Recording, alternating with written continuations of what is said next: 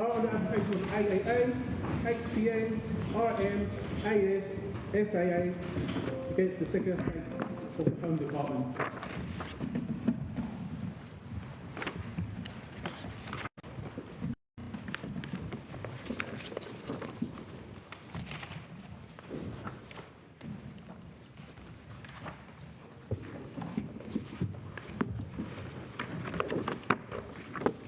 Yes, Sir James. Well, good morning. I wasn't planning to go through the cast list, not least because it would take about 15 minutes to get through it all. And I'm assuming that you have that and that you have the rough order in which things are going to be done by way of submissions. Yes. I'm scheduled, I think, to go till 3 o'clock this afternoon. I've said to my learned friend, and he's content, if I go a little bit over that, then it will come out of my reply and response on the morning of day 3 or the afternoon of day 2. Yes. So probably 3 to 3:30 will be me done, if that's acceptable. Yes, of course. Can I ask you, Sir James, are these proceedings being transcribed? Do you know? I don't know, I'm afraid. They will be recorded in the usual way, I'm assuming, so, yes. but I don't know whether there's a transcription. Sometimes parties have a transcription, in which case we don't need to take as full notes. I haven't heard of any private transcription. No, that's fine. I'm getting shaking of head, so I suspect it'll be the live recording or bust on that. My Lords, the context for the appeal, as you will be well aware, is a policy to which the government attaches considerable importance. There is a serious and pressing need to take effective steps that will act as a deterrent to those undertaking the perilous and sometimes life-threatening journey, typically across the Channel from a safe country, normally France, very often facilitated by people smugglers and criminal gangs for money. And there is, we submit, a strong public interest in that legitimate, indeed key policy aim. Despite earlier arguments in this litigation to challenge that base policy position, there is now no remaining challenge to it as a base policy. So that base position and its justification are the starting point. The remaining question, which is for my Lords, is whether the second limb of that policy, to remove to a country less attractive to the cohort than the UK, but nevertheless safe, is lawful. You have seen the myriad grounds of challenge, including the range of public law grounds, most if not all of which have dropped away, leaving for my Lord, subject to the discrete EU law point, simply the HRA challenge in its various forms, particularly to refoulement, and then by way of further permission from this court in relation to the conditions in Rwanda and the procedural issues arising under the HRA through the Ilias case. So that's the broad scope of the debate. And the key question is whether there are, to take the test which is very well known from Suring, substantial grounds for believing that there would be a real risk of ill treatment for any person removed under the arrangements between the United Kingdom and Rwanda. The appeal we submit is at heart about the judgments made by government as to the future conduct of a friendly foreign state, Rwanda. I emphasise that at the outset because Rwanda is, we submit, a respected sovereign state.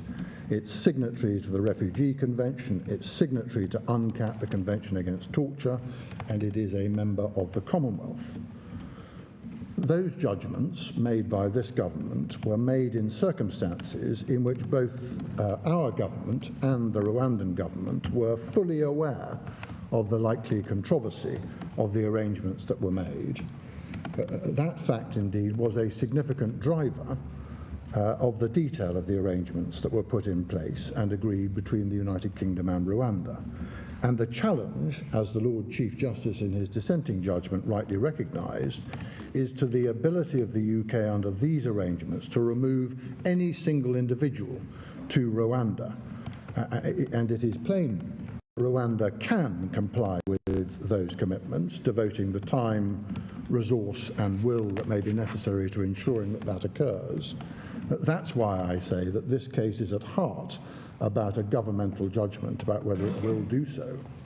And I wanted to start these submissions by introducing, at least briefly, given the comprehensive nature of the judgments that you have seen below, the nature of those arrangements before coming directly to the appellate issues.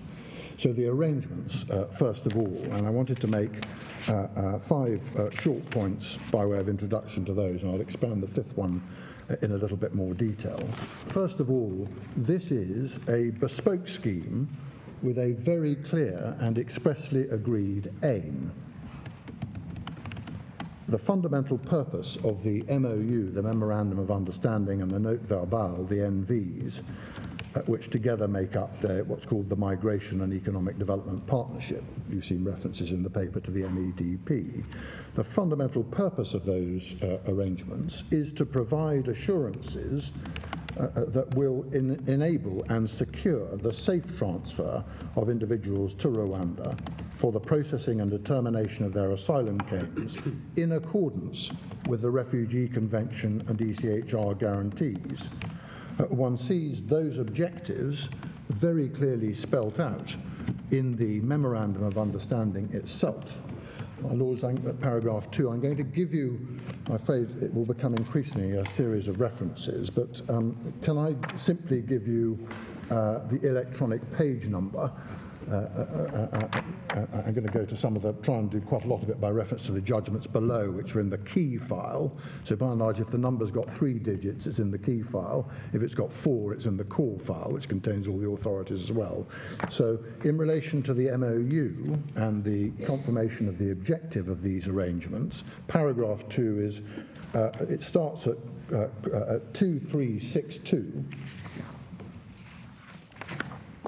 And the page I want is 2367, where you will see the objective specifically identified at paragraph 2.1 of the MOU on page 2367. If you could just cast your eye down that to refresh your memories of that.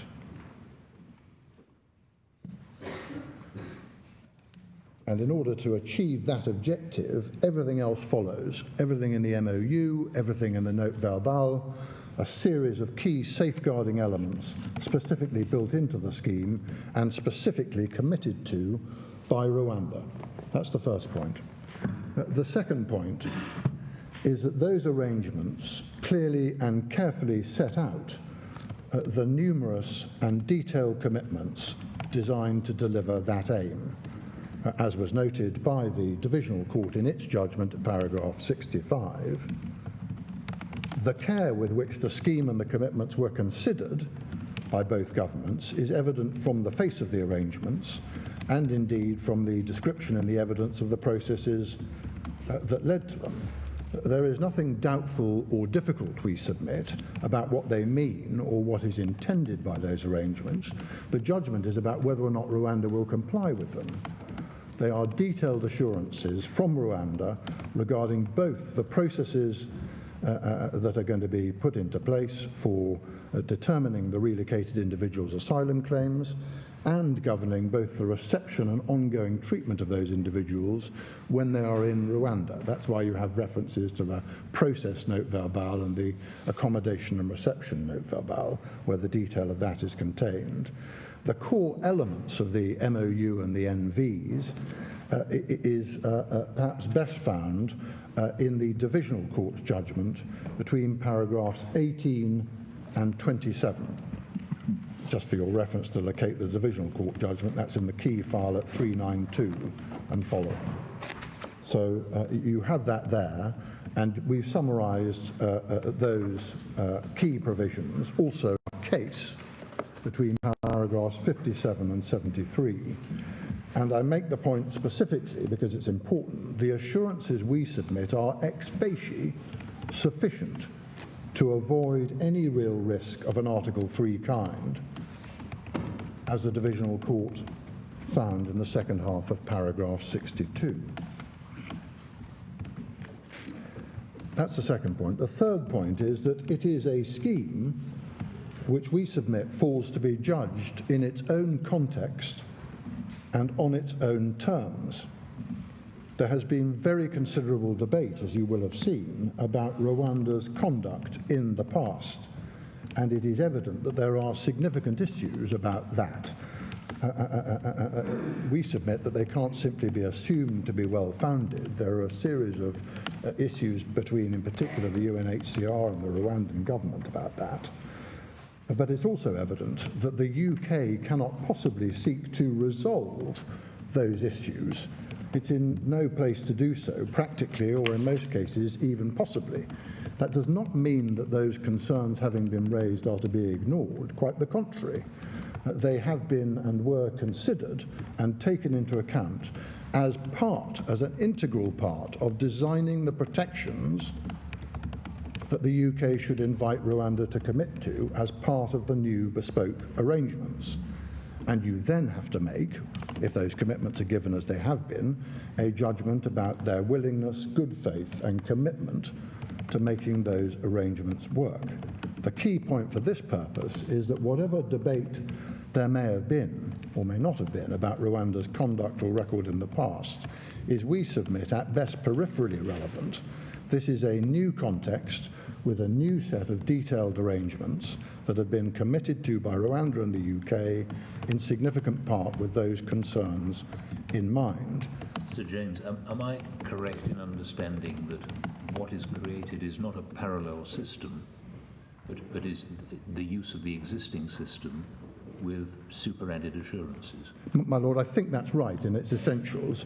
You have got the existing system, but with those guarantees grafted on, and with ongoing discussion between the governments as to how that system is intended to work. And I'll come to the detail of how the thing is set up in due course. But my Lord is right. This isn't a parallel system. It draws on the existing one, unsurprisingly. But with those commitments in place. I emphasise that as an add-on to that.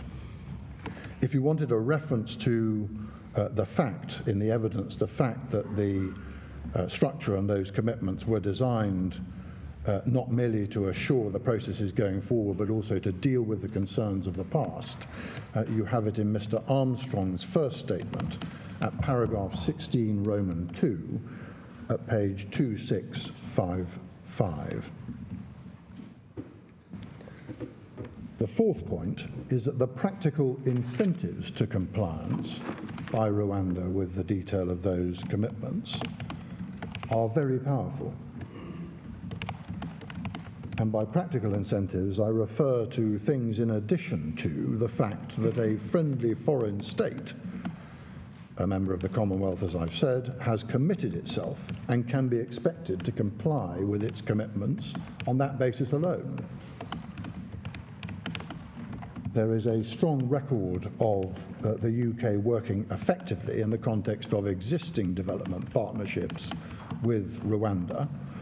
See Mr. Mustard of the Foreign Office's statement at paragraphs 3 to 4 and 8 to 9 at page 2742.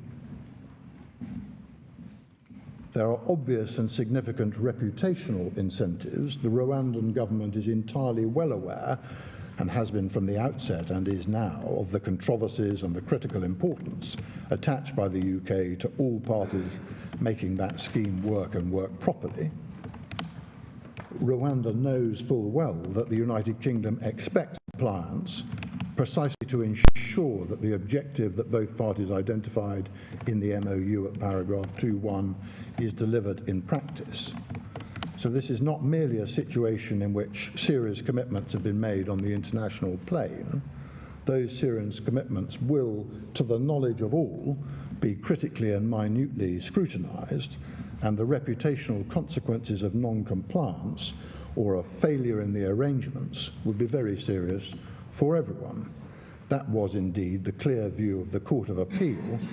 Even at the interim relief stage, you don't have that judgment in your bundle, but they made the point strongly at paragraph 95 of that judgment that the UK, as they put it, will expect Rwanda to comply with them, that is the commitments, and the Rwandan authorities will know that their conduct will come under scrutiny in the particular context of people who've been removed there by the UK pursuant to the arrangements between the two countries. The point made at the interim relief stage by the Court of Appeal, that stage culminating in this court.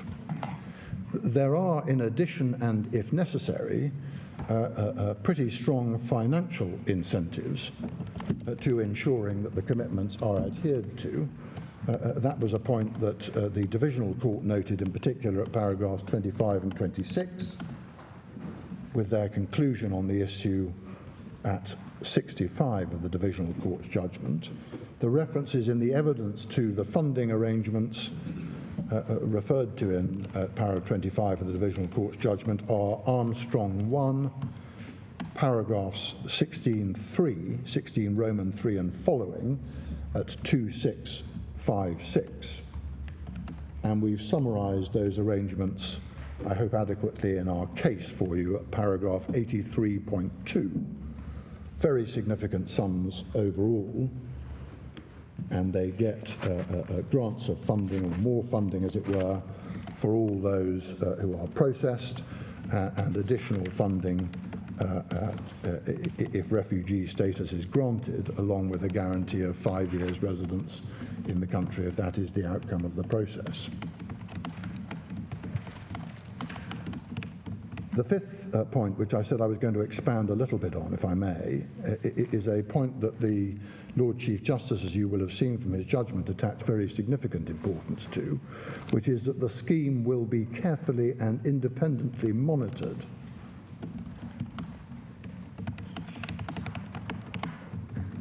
References for your note summarising the nature of those arrangements. See our case between paragraphs 90 and 100, and see the Lord Chief's judgment in particular at paragraphs 501 to 509 in his judgment.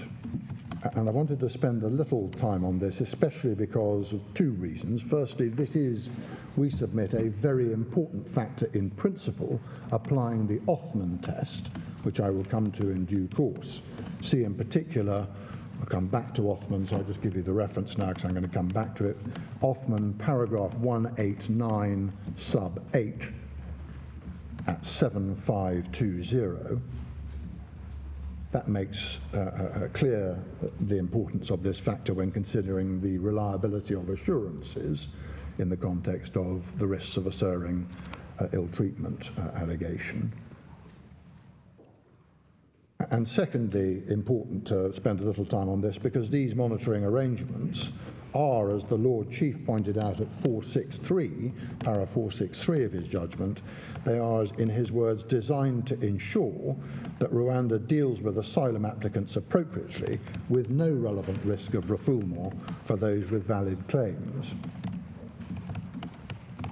So the claimant's case in this litigation necessarily involves the proposition that they will be ineffective, that those monitoring arrangements will be ineffective in that design with that intent. There are three levels of formal monitoring to note under the MEDP. They're set out in our case at paras 90 to 95.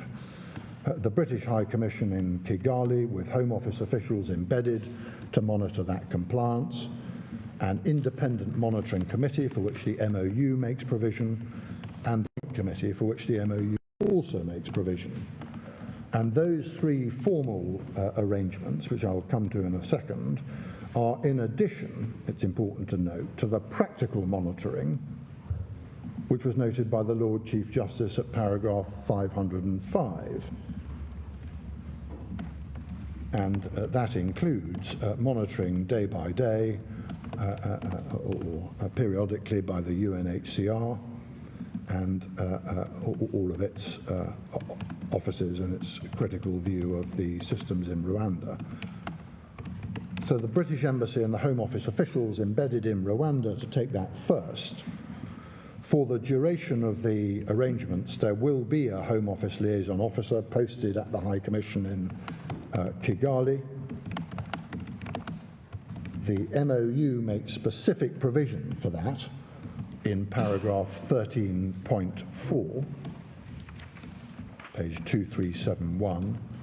The role of that officer is to develop relationships with the key stakeholders in all parts of the system, to flag concerns, and to make the MEDP work C, for a summary of that aim and purpose of that liaison officer, Mr. Krelin's first statement, C-R-E-L-L-I-N, first statement, paras 4 to 14, at page 2735. And as he points out at paragraph 8 of that same statement, the liaison officer is going to be supported on the ground in Rwanda by a Home Office operational lead, the Immigration Enforcement Liaison Officer. And those individuals have a right, making their oversight and monitoring practically effective, they have a right under the MOU to observe any stage of the asylum process.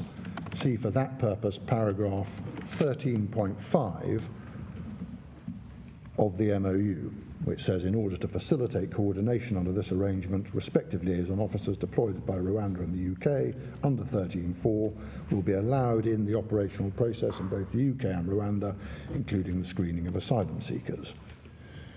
So that's the structure on the ground, and all of that is backed not merely by that right enshrined in the MOU to oversee and have access to all parts of the process. It's backed by specific information provision guarantees or safeguards. In particular, Rwanda will provide a quarterly report to the UK on the outcome of each and every asylum claim and appeal, the status of each relocated individual in Rwanda, and the details of anyone, any single individual who has left or been removed from Rwanda.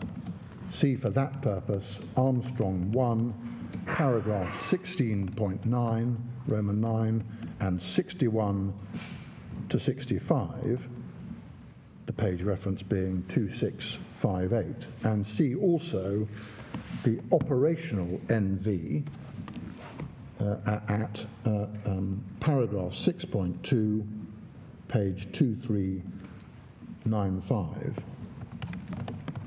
The degree of access which the Home Office have already been given and the closeness of the cooperation that has already taken place in practice is again dealt with in the evidence in the statements of Mr. Williams, 2706, Mr. Krellin in his first statement, 2734, and in his second statement, 2748.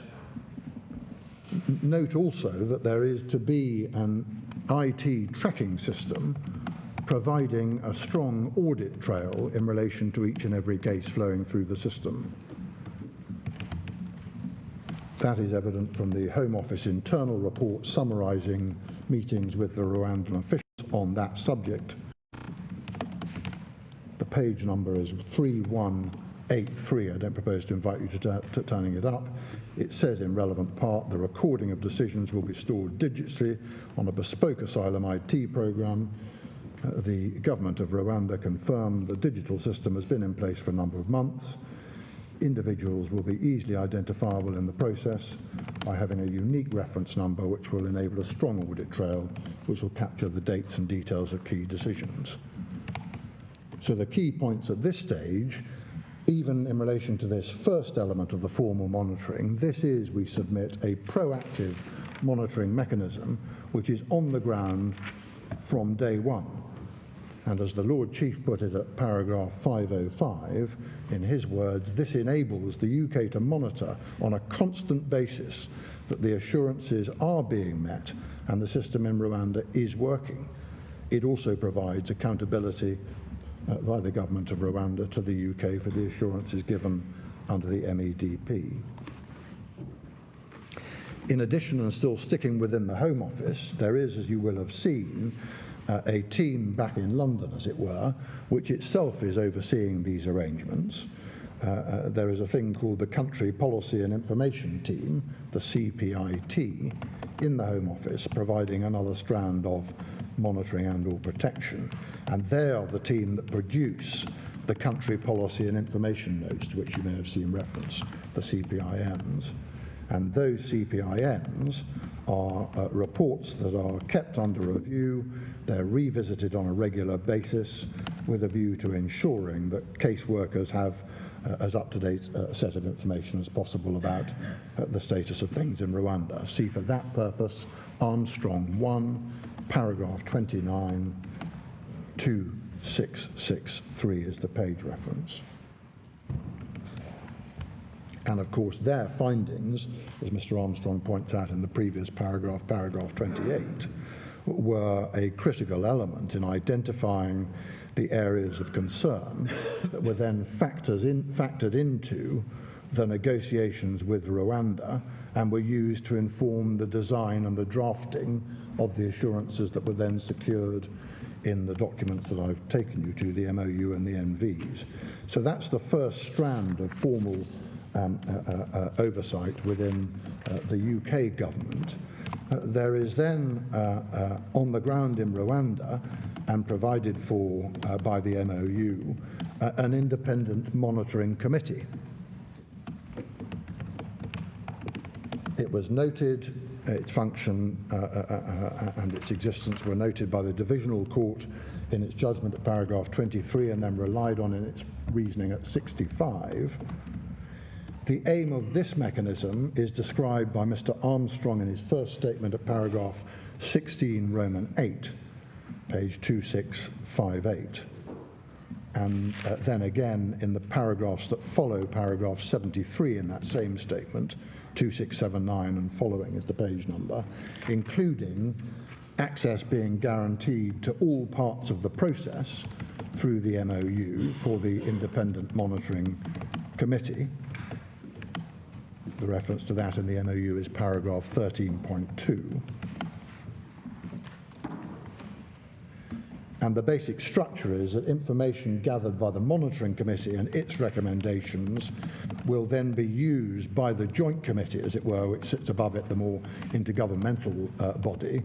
The Joint Committee sits above it to identify areas for improvement and remedial action in relation to any part of the end-to-end relocation process, and indeed to inform future planning on timing and future planning on volumes of individuals relocated in this way. See for that purpose Armstrong 1, para 77. So the MOU, if you have that on screen, the MOU at 2371, page 2371, you will see paragraph 15 entitled Monitoring Committee, and it essentially provides for the formation and indeed for the independence, see para 2, of that monitoring committee. Its remit and the access that it has are provided for in 15.3.2, monitor the entire relocation process from the beginning, and 13.2, which I mentioned a minute ago on page 2370. You see that at the bottom of page 2370, granting them access to make an inspection without delay. No need to have prior notice of a visit or anything else. They can simply turn up and inspect. So practical mechanisms to ensure their effectiveness as well as their independence. The process by which members of that monitoring committee were nominated and appointed is dealt with in Mr. Armstrong's fifth statement. See page 2763 to 2767. I don't need to go into that statement. It sets out the specific names of the UK membership and the Rwandan membership of that monitoring committee, distinguished people, including an English silk, Harry Salve KC, but a distinguished range of independent people. The names and profiles of those individuals, if you want to see them, are at 3442 in the electronic bundle, but suffice to say they're both distinguished and independent. The terms of reference for the monitoring committee have also now been set out. See for that purpose page 3447 to 3450, and they set out that the conditions that the monitoring committee will report on will include, as it's put, the initial screening, the reception conditions, the accommodation, the processing of asylum claims, the treatment and support of relocated individuals at all times. And the terms of reference then at page 3449 set out the minimum things that the monitoring committee, and they emphasise that they're minimum things that the monitoring committee will be undertaking and expected to do, including, for example, attending the RSDC meetings. That's a key part of the process, or hearings, a key part of the process in determining the asylum claims, reviewing a sample of complaints, if there are any, and interviewing transferees to the extent they consider it appropriate. Their formal output is going to include a written report to the Joint Committee every quarter for the first 2 years. See the terms of reference at page 3449, and a summary report for publication annually. See page 3449 again. And the terms of reference are themselves, just in case they needed tweaking, subject to review every year by the Joint Committee. See page 3450. So that's the monitoring committee. Then the Joint Committee is dealt with, in particular by the Divisional Court in their judgment at paragraph 22. If you still have the MOU open, if you go back to page 2372, you will see that paragraph 21 is entitled Joint Committee, and it sets out some provisions in relation to that. The UK representatives are the British High Commissioner in Rwanda, a senior operational director from Immigration Enforcement, a senior member of Home Office Legal Advisors, Christian Armstrong, who was the person who produced the statement I keep referring to, who's the head of the Third Countries Asylum Partnership Task Force in the Home Office, and the Rwandan members of the DGIE, MINEMA, and the Foreign Ministry. See that both Armstrong 1, para 62, page 2676. The functions and purpose of the Joint Committee are set out in the MOU, as you see, at paragraph 21.2.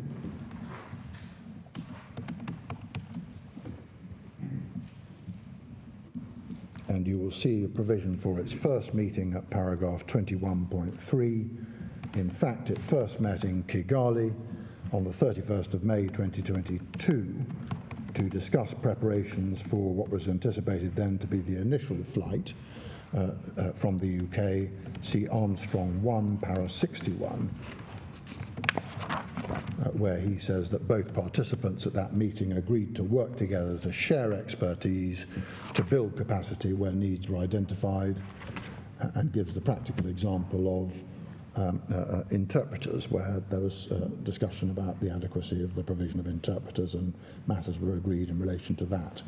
The terms of reference for the Joint Committee have also been agreed, as Mr. Armstrong points out at paragraph 62. If you want the terms of reference themselves, they are to be found at page 3435 to 3459.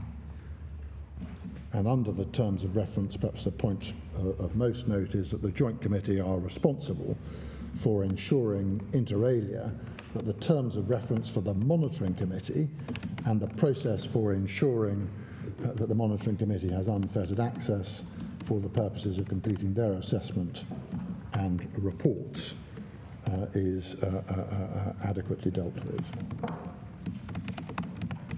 And as we've seen from the earlier references, one of their functions is to make sure that there is clear and focused discussion on the plans for the number of individuals over the years to make sure that the system can cope with whatever volume is of individuals are relocated to Rwanda for that purpose. So the key points on all of that in relation to independent monitoring and informal monitoring is that there are assurance mechanisms. They are proactive. They are supported by all the things that are needed to make sure that they are practically effective, including information provision and giving access to the various parts of the system that will be monitored. They will be on the ground from day one, and they will work from before then, given that everyone, including Rwanda, will be well aware that there will be close scrutiny from the very first case. Taken together, therefore, we submit they provide a form of constant monitoring designed specifically to ensure that the terms of the arrangements will be honoured, and if there are any problems, they will be picked up and rectified. And when I say the terms will be honoured, I mean the terms will be honoured including trying to ensure that the overarching objective that you saw at paragraph 2.1 of the MOU is indeed met and complied with. And in those circumstances, we submit it's unsurprising that both the Divisional Court and the Lord Chief Justice place considerable reliance on this oversight and monitoring. See for that purpose in particular, para 65 of the Divisional Court's judgment and paragraph 509 in the judgment of the Lord Chief Justice. Two final points to note on this aspect. Firstly, there is assurance in the MOU, as you will see from paragraph 11 on page 2370, for the returns of relocated individuals to the United Kingdom. Just invite you to note that, page 2370, paragraph 11. There is also a complaints mechanism provided for within these arrangements, and for that purpose, can I just invite you to locate the process, what I'm going to call the process note verbal, which starts, in substance, starts at page 2379. So 2379, and the paragraph I want for present purposes is paragraph 10.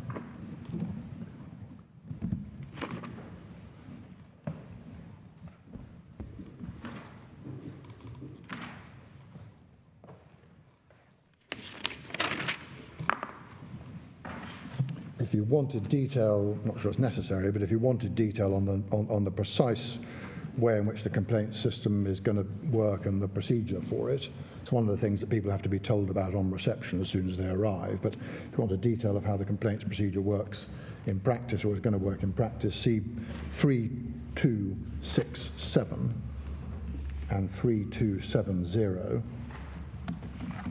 And you will recall that one of the functions of the monitoring committee under its terms of reference is going to be to review at least 10% of the complaints that are made, if any, including a sample of serious incidents. See for that purpose page 3449. So those are the 5 core points I wanted to make by way of introduction in relation to those arrangements. I was then going to turn, if I may, to the approach in principle to the Suring and Othman law.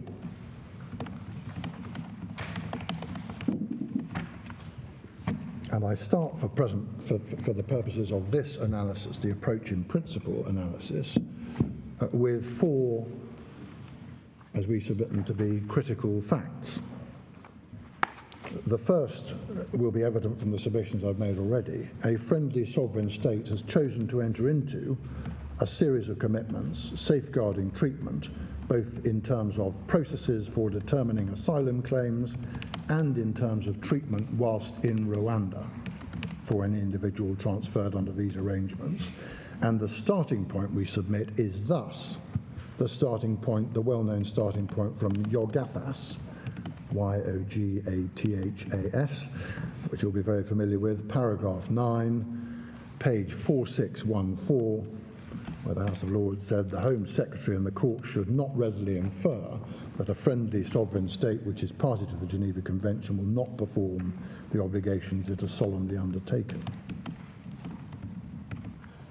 Secondly, it's an important point, there is no real criticism of the arrangements made in the MOU and the note verbal. I'm sorry, Sir James, could you give us that page reference again? Yes, I hope my note hasn't gone awry. I've got 4614. Oh, no, I had written... Lord Bingham in your office. I'm so sorry, I may have misspoken. No, thank you. Do you have that as Lord Bingham? For the Appellate Yes, got Committee, that. thank you. Second point, no real criticism of the arrangements made in the MOU and Note Verbal. The commitments Rwanda has given are designed, as we've seen, specifically to ensure, see the objective in 2.1 of the MOU, specifically to ensure that the Refugee Convention and Article 3 rights are properly protected against any real risks. And they were specifically given, as we've seen again, with the controversy in mind. But they are, as I made the point earlier, ex facie sufficient. No one points to any inadequacies in the content of the arrangements. And the consequence of that is that the question for the courts is whether Rwanda will ensure that those commitments are faithfully adhered to. And that is, at core, we submit, a question of judgment. Third critical fact, instead, a series of concerns has been raised, especially by UNHCR, about Rwanda's historic conduct and its ability or willingness to operate satisfactory systems, or the satisfactory systems, once one recognises that the commitments are ex facie sufficient, the satisfactory systems that it has committed to, taken into account in the design of the commitments, as I've already pointed out. The question remains whether, recognising those concerns, the government of Rwanda will have the will and resolve faithfully to deliver on those commitments. So the existence of those concerns does not alter, we submit, the nature of the central issue.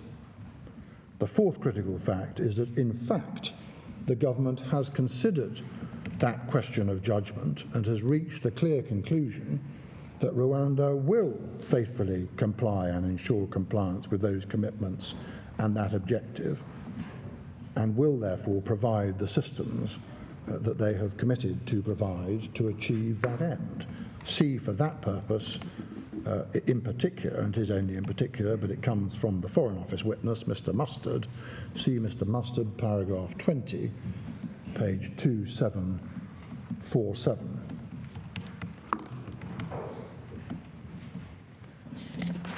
Against that backdrop of fact, I turn to Othman, which is page 7462 electronically.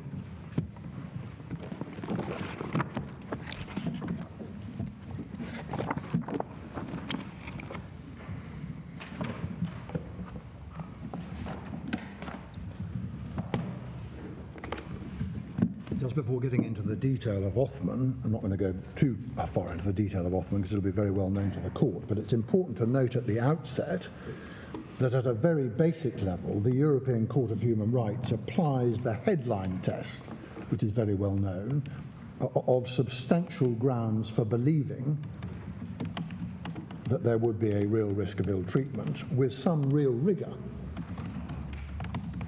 The test itself has the adjectives inherent within it, but the rigour with which they approach that question is emphasised in the authorities in the way which the Lord Chief identified in his judgment in the Court of Appeal at paragraph 492. So although it is real risk, it's a test that's applied with real rigour.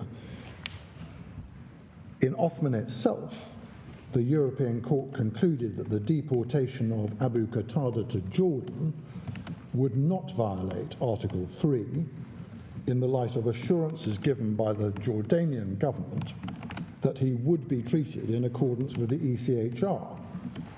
And it is quite important to note on the facts of Othman that the European Court so concluded, despite a finding that torture of detainees was widespread and indeed routine in Jordan. And in coming to that conclusion, the European Court made clear that it would only be in very rare cases that the general situation in a country including what it's done in the past, including poor conduct, in that case extremely poor and routine conduct in the past. Very rare that that would mean that the assurances that they give cannot have weight attached to them.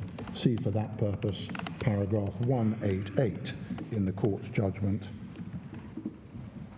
at page 7519.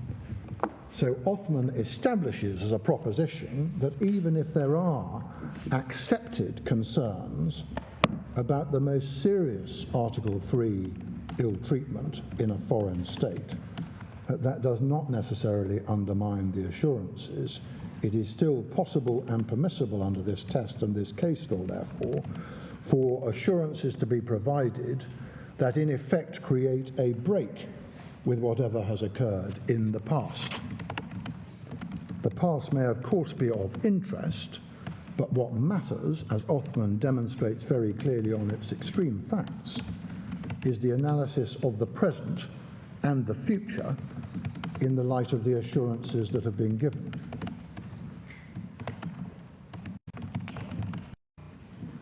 The European Court's approach is encapsulated in the paragraphs that the Divisional Court themselves quoted at 188 to 189. I hope you have that page open already. So 7519 over onto 7520. Again, I'm sure those passages will be very familiar to the court, but it may just be worth... Sorry, 187, my learned friend wants to draw attention to as well. Could I just invite you to cast an eye down those 3 paragraphs to remind yourselves of what the court there said.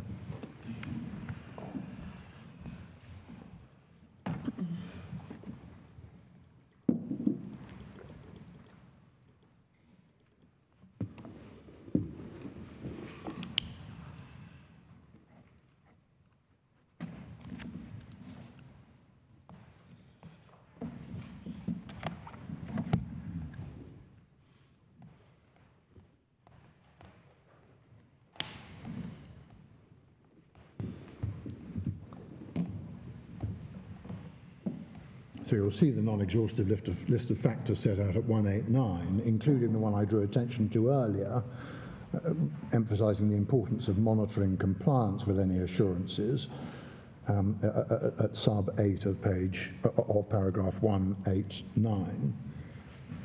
And it is very important to note not merely the nature of the difficult and extreme conduct which had been routine in Jordan in other cases in the past, but also important to note that there the particular concerns about the assurances were based on a context in which the person concerned, who was proposed to be removed, Abu Qatada in that case, was or might be considered to be a potential risk in and to the receiving state because of their connections with terrorism or extremist activities. So to put it in the vernacular, there might be in those circumstances a pretty strong incentive on the receiving state to misbehave, given the nature of that context. And indeed, in the past, as one sees from the facts of Othman, there had been serious concerns of precisely that ilk. We've got a fundamentally different context here. All the incentives are the other way, with all of the financial incentives and so on that I went through earlier. There is every reason to conclude that Rwanda will want this arrangement, this set of arrangements, to work. So the Othman factors here, we submit, point very powerfully towards the assurances being honoured. And again, we submit there was no flaw in the Divisional Court's factual analysis of the Othman factors, having set out the correct Othman test as they did. See the Divisional Court's judgment, paras 62 to 71. There is every incentive to comply, both reputational and financial. The detail of the arrangements and the assurances have been disclosed to the courts. There are specific assurances that have been given as to the treatment to be received. They are provided at a high government level. There is no history of ill treatment of any individual asylum claimant removed under the arrangements, precisely because none has happened. But it doesn't seem likely that there is going to be any axe that the Rwandan government would have to grind against anyone going through the system for the purposes intended.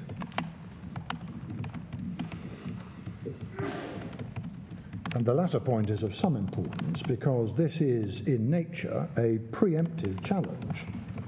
The assurances and arrangements are, we submit, to be given full force.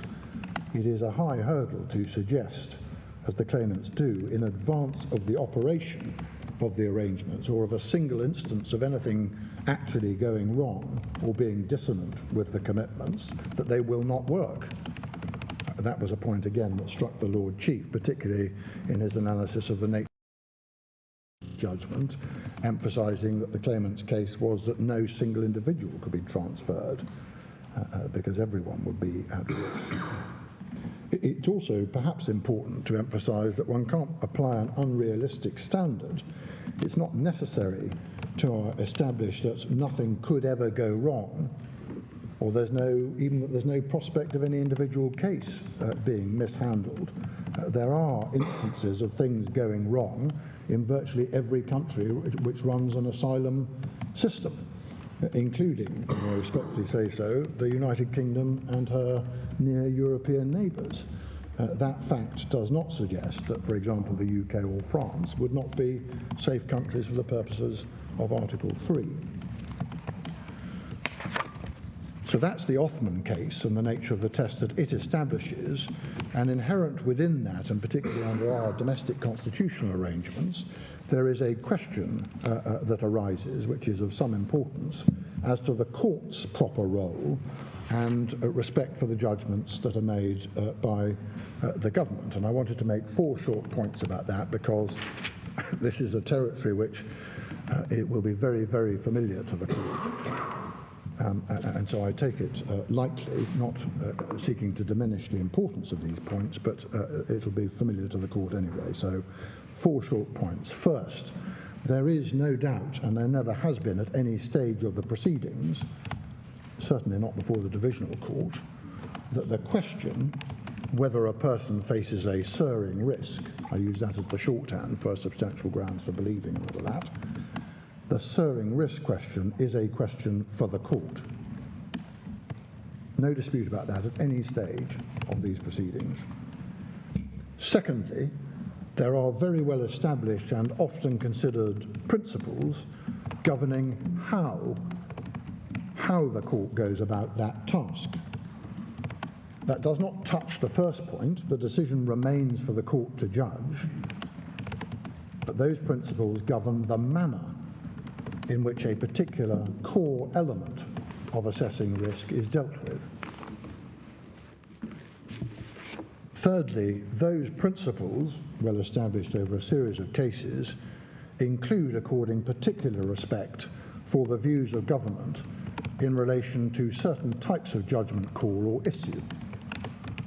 It's a respect that is accorded on constitutional grounds and also on grounds that the government has the expertise and experience that make it particularly well placed to make that judgment. And I'm not going to go back through the series of cases, you know them well: Raymond, Lord Carlisle, Begum, which I think is the only one of the sequence in the bundles, but it cites all the other cases, page 6, 5, 7, 8, if you wanted to be reminded of the Begum decision, and of course the famous passage at the very end of Lord Justice Lawes' judgment in Al-Rawi, not the Al-Rawi about secret hearings, the other one that followed on from Guantanamo Bay and all of that. But same theme, same point. That's the third point. The fourth point is that the judgment in question here, in this case, involves elements which bring the context into precisely this territory. I'll come back to how they apply here shortly, but the key features that the court takes into account in determining whether, and if so, how far one is into that territory, if I can put it that way, predictive judgments about the attitude and likely future actions of a friendly sovereign state, including good faith, but also calls about the willingness and commitment in a broad sense to acting in a particular way, if necessary, changing past approaches, tweaking existing systems, devoting the requisite resources to ensuring that new systems work effectively, all involve questions of judgment. And they are judgments, we submit, in relation to which the government's institutional expertise must and does play a strong part. And we submit that the Divisional Court, in its judgment in particular between paragraphs 64 and 66, were right to attach weight and strong weight to that feature. And we submit also, for good measure, that the Lord Chief Justice, relying specifically on the analysis of this court in Raymond and in Begum, was right to do the same thing. See paragraph 471 in the judgment of the Lord Chief Justice, noting His Majesty's government's institutional expertise in assessing, as he put it, the worth of diplomatic assurances. So against that backdrop, and specifically with that backdrop well in mind, I come to the first core submission on the appellate issues before this court, and the submission is that the Divisional Court did not err in understanding or in applying the Suring test.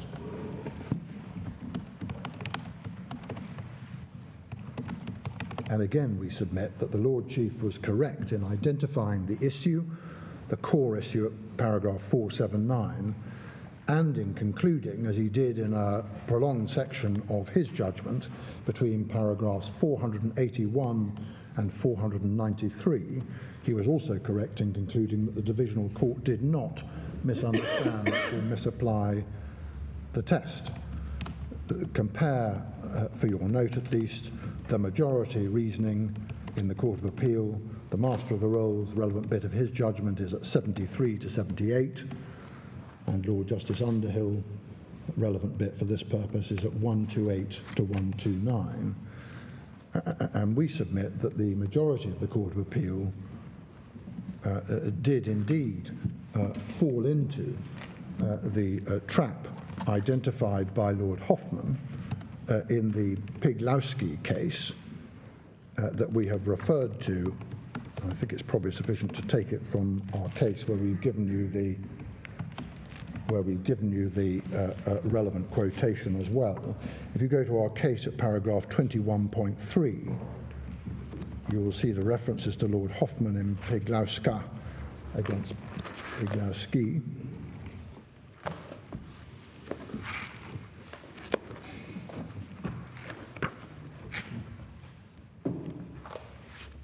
Can I just invite you to refresh your memories of that paragraph and what Lord Hoffman said there? A strong presumption applying that approach that the Divisional Court well understood the basic nature of the Article 3 approach and applied the correct test. What instead the majority did, we submit overall, is that they applied, as it were, a minute textual analysis, focusing on particular phrases and bits of the judgment of the Divisional Court, with in effect a burden on the Divisional Court to demonstrate the application of the correct test. But in any event, we're going to submit that the analysis of the majority of that Divisional Court judgment on this aspect was wrong, and the Lord Chief's analysis of the Divisional Court's judgment on this aspect was right. The true position we submit is that the Divisional Court correctly cited, analysed and then applied the European Court of Human Rights jurisprudence in Hoffman. See paragraph 63 of their judgment. They did not simply apply a rationality review. It is evident from their judgment that they considered whether there were reasonable grounds for believing there was a real risk of Article 3 ill-treatment if the individuals were removed to Rwanda. They analysed the evidence and the material before them for themselves, focusing for obvious reasons on Hoffman, and then reached their own conclusion. Much has been said in our case, in the judgment of the Lord Chief Justice about this issue, so I take it relatively shortly, because the Court, I know, will have read all of that. just to make a couple of points, if I may, on this issue.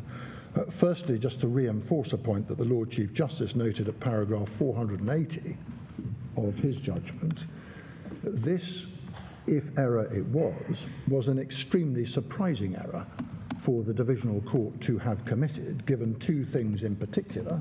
Firstly, the experience of these judges, as the Lord Chief noted at paragraph 480, and secondly, very surprising, because there was no dispute at all before the Divisional Court about the correct approach, and in particular about the question of substantial grounds for believing real risk under Suring being one for the court. Of course, applying, and it may be that this is where the confusion came, but applying proper respect as to the manner in which the court went about that exercise, proper respect for the judgments of the government about the assurances in particular. So a very surprising error, if indeed error there was. But secondly, we submit, the structure of the judgment of the Divisional Court gives the lie to the case of misunderstanding or misapplication of that test. In other words, it's for us, the court, in favour of a pure rationality approach. You need to read, we submit, the Divisional Court's judgment fairly as a whole, rather than taking isolated, narrow parts.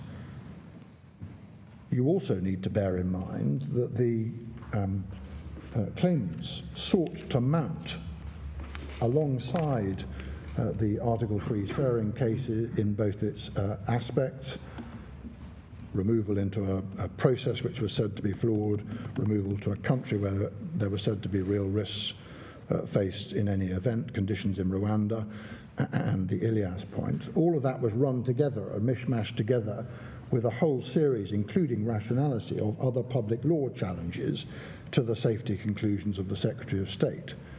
And we have given you the detail of that in our case at paragraph 30 to 37, including identifying, as indeed did the Lord Chief in his judgment, the way in which the Divisional Court sought conveniently to reformulate the issues before it to try and make them more intelligible and efficient. A couple of key points, if I may, on the way in which the Divisional Court approached the matter, having regard to the structure of that judgment. The first point is perhaps the critical one. It appears to be accepted that the Divisional Court applied the right approach in their judgment at paragraphs 74 to 77 when they came to deal with the precisely the same issue. In other words, substantial grounds for believing risk of ill treatment, is it a matter for the court? Precisely the same issue, but in relation to conditions in Rwanda. So when they get to 74 to 77 and that set of issues, everyone, including the majority and the claimants and everyone else, accepts that they applied the right approach. It's for them, they look at all the material, they make their judgment. And they did so, as the Lord Chief notes at paragraph 484, having broken down the issues and described the refoulement and conditions in Rwanda issues in precisely the same way. They described both of those issues in precisely the same way, so it's exactly coincident up to that point.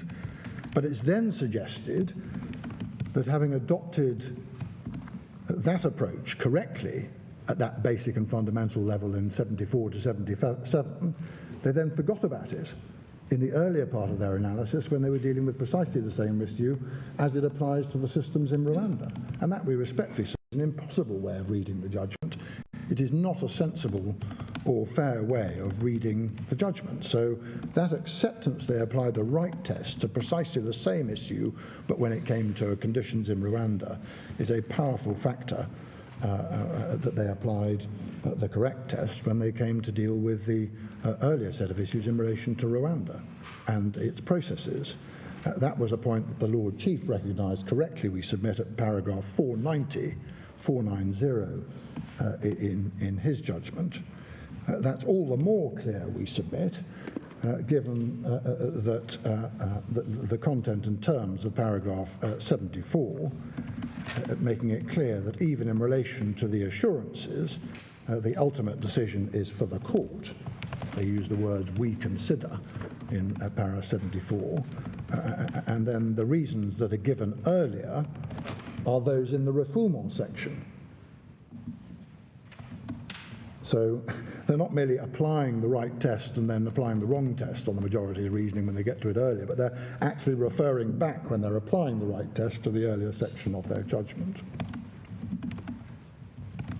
In fact, as any fair reading of paras 62 to 71 indicates, they did in fact for themselves undertake an analysis of the assurances and the various factors relied upon to seek to suggest that those systems in Rwanda would not work or would not be complied with. They did in fact do that for themselves, as is evident from those paragraphs.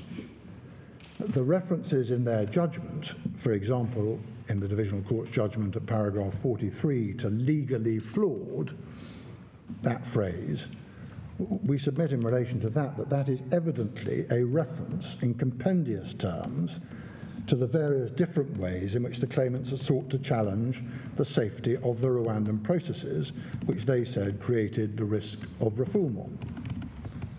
And you can see that if you go back to the Divisional Court's judgment at paragraph 43 in particular. It might be worth just turning that up very briefly. It's in the key documents bundle, so it's a 3-digit reference, and it's paragraph 43 on page 403.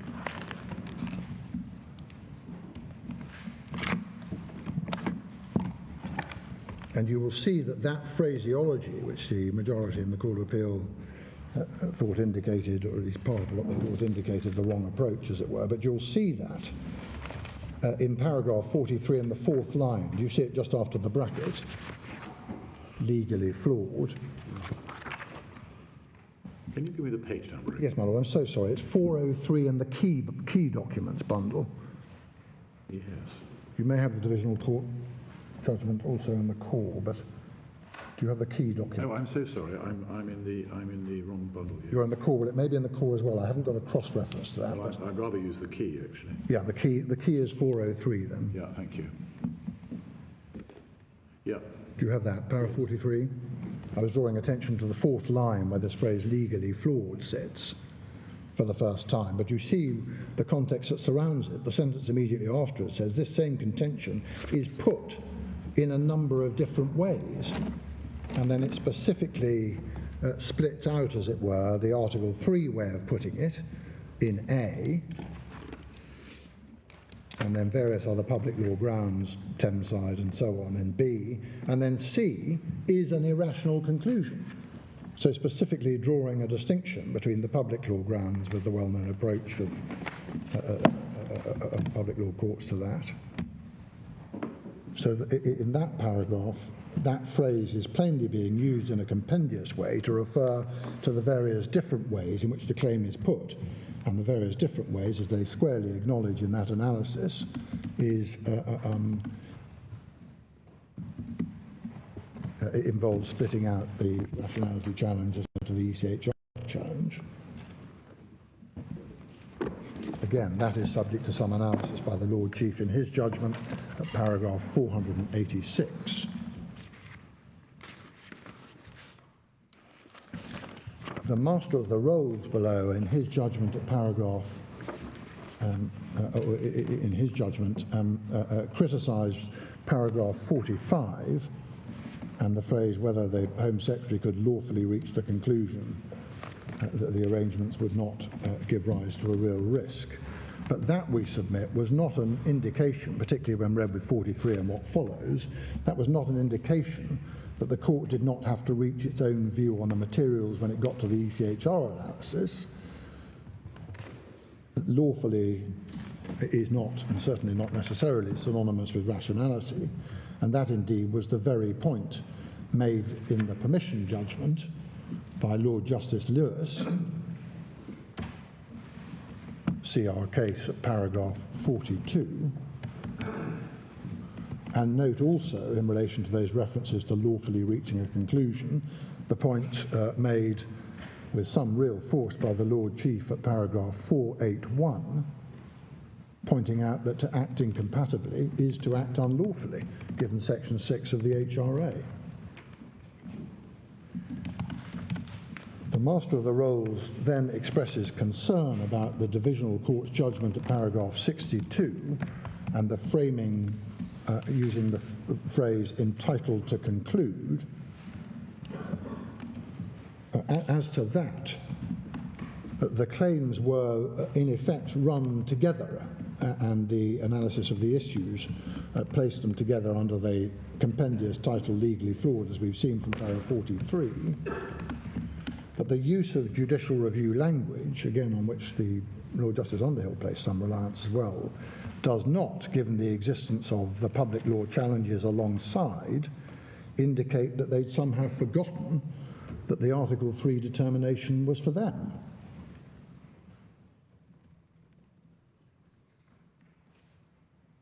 And you need to see, in fairness to them, how the analysis then does in fact play out, and how the concept of legally flawed, which they come back to later on, is then used to cover both the public law and the ECHR challenges, as is evident from the use of that same phrase that we saw in 43 when they deal with their conclusions in paragraph 71. But the key direction of the Divisional Court, it might be thought, in fairness to them, is precisely the one that they did in fact give themselves by reference to Othman, with their full citation of Othman in paragraph 63.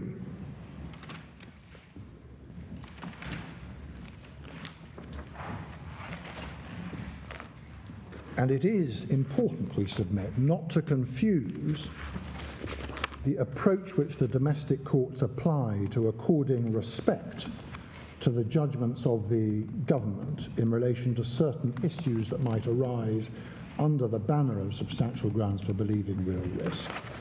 Not to confuse that approach to recording respect, which applies as part of and isn't inconsistent with that Sering analysis in any way, with the suggestion that, or that it might support an error of approach by the court.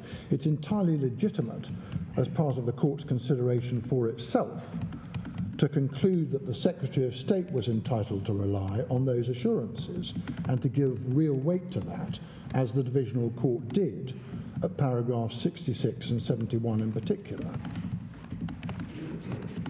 And we note finally on this point that the Divisional Court did not themselves consider that they had made the error contended for, and their views are, on the present case law we submit, at least a relevant factor that can be taken into account. We've given you the relevant case law in our case at paras 24 to 25, and we've given you the quote from their permission judgment and what they had to say about this asserted error of basic approach under Article 3. Paras 17 to 18 of their permission judgment is what the Divisional Court had to say about this asserted error, page 788 to 789.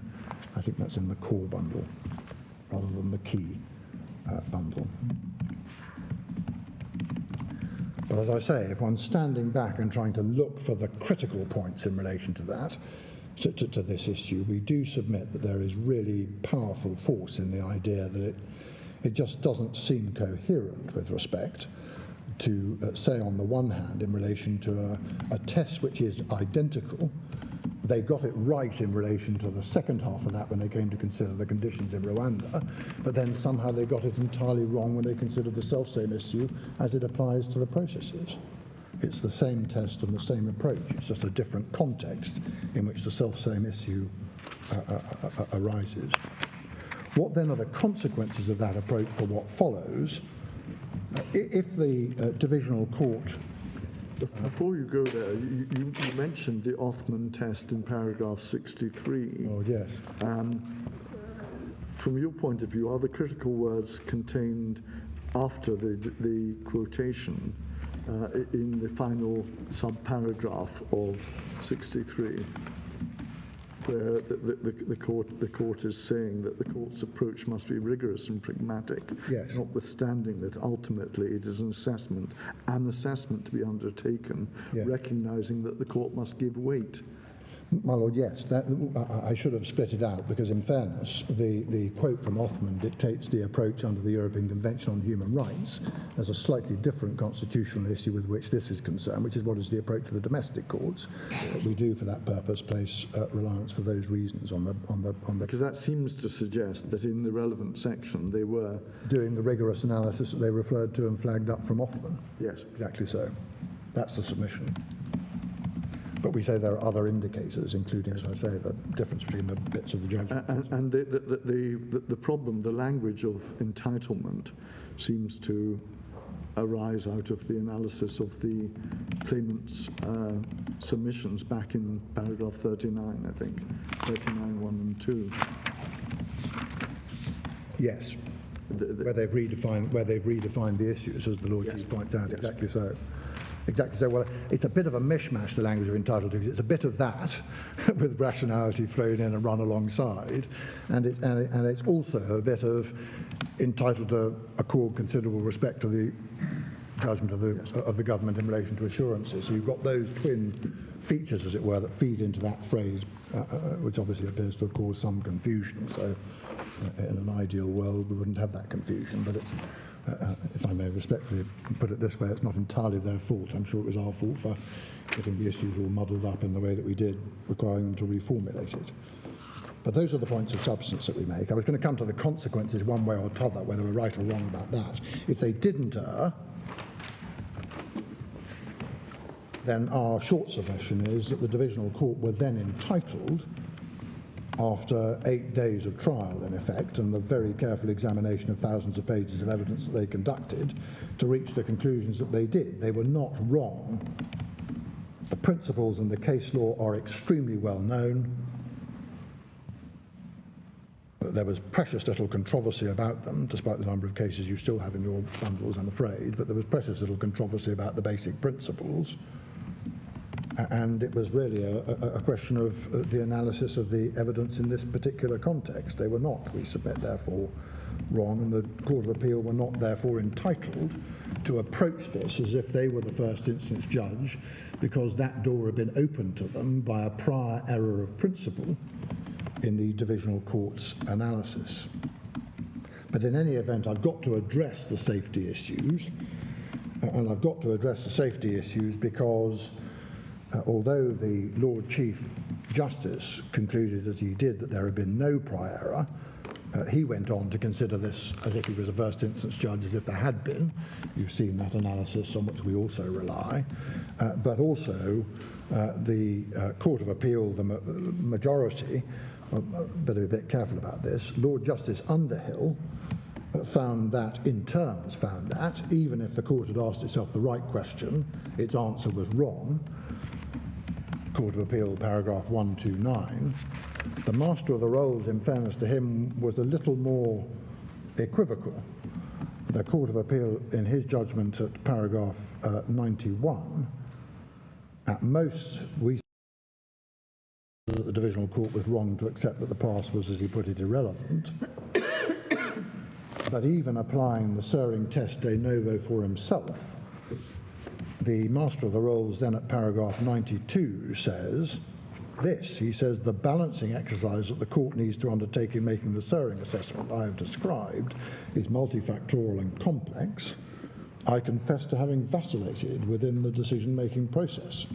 That is, we submit, very far from suggesting that there was in truth really one and only one right answer available to the Divisional Court, so as it were, to enable it to be looked at afresh.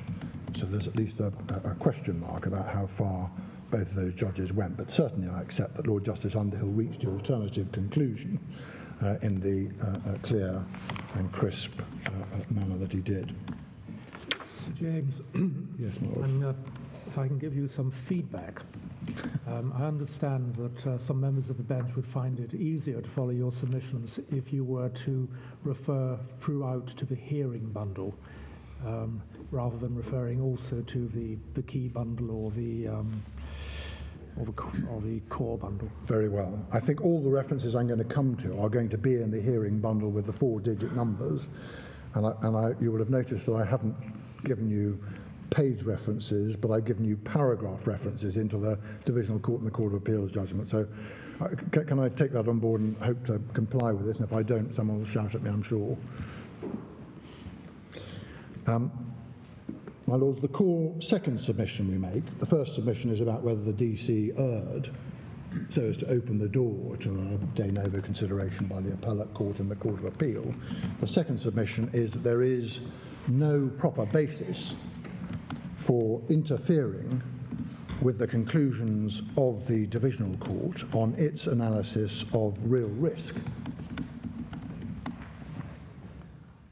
The Divisional Court, you can put the same point in another way, was not wrong.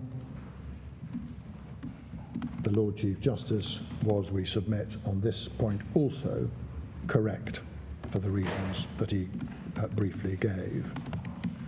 I wanted to start, and it may be that I'm chiming with what I've said already to in large part at this stage, so I'll take it briefly, but I wanted to start with a section of introduction to give you the shape of the submissions that are to come, because some of it then does get a bit detailed on the various parts of the process and where the references are to be found in the evidence if you choose to go down that road. But just to give you the shape of it to start off with, I've already made the submission, but it's important to reiterate at the outset of this set of submissions, the detailed assurances that were given are key, we submit, to the issues. They've got all of the features I've already gone through and I don't repeat. If they are complied with, then the processes and the treatment of those removed to Rwanda will be adequate and safe, using safe as a shorthand for the Serling test. I'm going to trace through the stages of the processes and pick up the concerns raised about capacity to comply with that in all its senses, including taking on the pass system and tweaking it as appropriate or dealing with changes that would be necessary. But I wanted to make 3 points at this stage about the application of the correct approach in principle that I identified earlier as an approach in principle. I wanted to apply those to the present facts, if I may, at this stage, and 3 points about that. One, none of the detail of the responses to those concerns about Rwanda's past conduct touches that key point, that at the heart of all of this lies compliance with the assurances and the judgments that have to be made about that. And that is perhaps unsurprising as a first and opening point, because many of the concerns now raised had already been raised at the point at which these arrangements were being negotiated, and the arrangements were set in stone with a clear eye upon them. Secondly, there is no challenge at all to the good faith or the intent of Rwanda to comply with the commitments that they have given to the United Kingdom. And indeed, I can go further, there is nothing in any of the materials to base such a challenge, as the Lord Chief Justice found at paragraph 467. The clear judgment of the United Kingdom, in fact, is that that is indeed their intention, with the strong will that they will bring to bear on that and the strong incentives that they have in practical terms, leave aside reputational and honouring international commitments, to make them work to the expressed aim or end. So the case of substantial grounds for believing that there is a real risk of Article 3 ill treatment through refoulement has to be that even though there is a series of commitments in good faith, they will simply not be able to deliver. The third point is perhaps an expansion of the second. The judgment here, and that has to be made, and that had to be made by the government, extends beyond good faith and intent. it applies to judgments that have to be made and had to be made about the ability and willingness of Rwanda, working closely with government if necessary, that's the UK government if necessary, to ensure that the systems do indeed deliver safety in accordance with the international standards in play. And I emphasise, everyone on both sides of these arrangements is well aware, not merely of the scrutiny which they're coming under and will come under, but is well aware that compliance with those international standards is the core aim. That's the significance of paragraph 2.1 of the MOU, page 2367. The point here, in this third point, is that there is no sharp division between good faith and intent on the one hand, and satisfaction of those standards to enable removal to adequate processes and safe treatment on the other. There's no such distinction in practice. It isn't just about good faith abiding by the letter of the arrangements, even if that would or might leave some area of doubt, but it's about their willingness to devote whatever effort and resources needed to abide by the commitments to deliver that sort of system. There's no sharp distinction in principle either.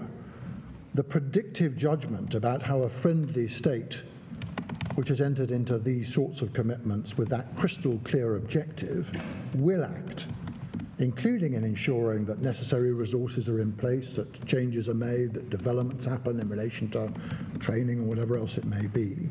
That calls for just as much respect, or margin if you will, just as much institutional competence and expertise in making that judgment as in relation to an issue purely about good faith. Capacity and capability are matters which Rwanda can control. And so the judgments are about the delivery of the systems in that sense, to deliver the international standards for determining asylum claims that will be fair and appropriate as intended. And to the extent that that might involve different approaches to the past or a different way of doing things, to the way in which they traditionally do things, to making alterations to the present system, to whatever may be needed in that respect to ensure faithful delivery, then that's a judgment call. Are they going to do that? Are they going to come at this with that will?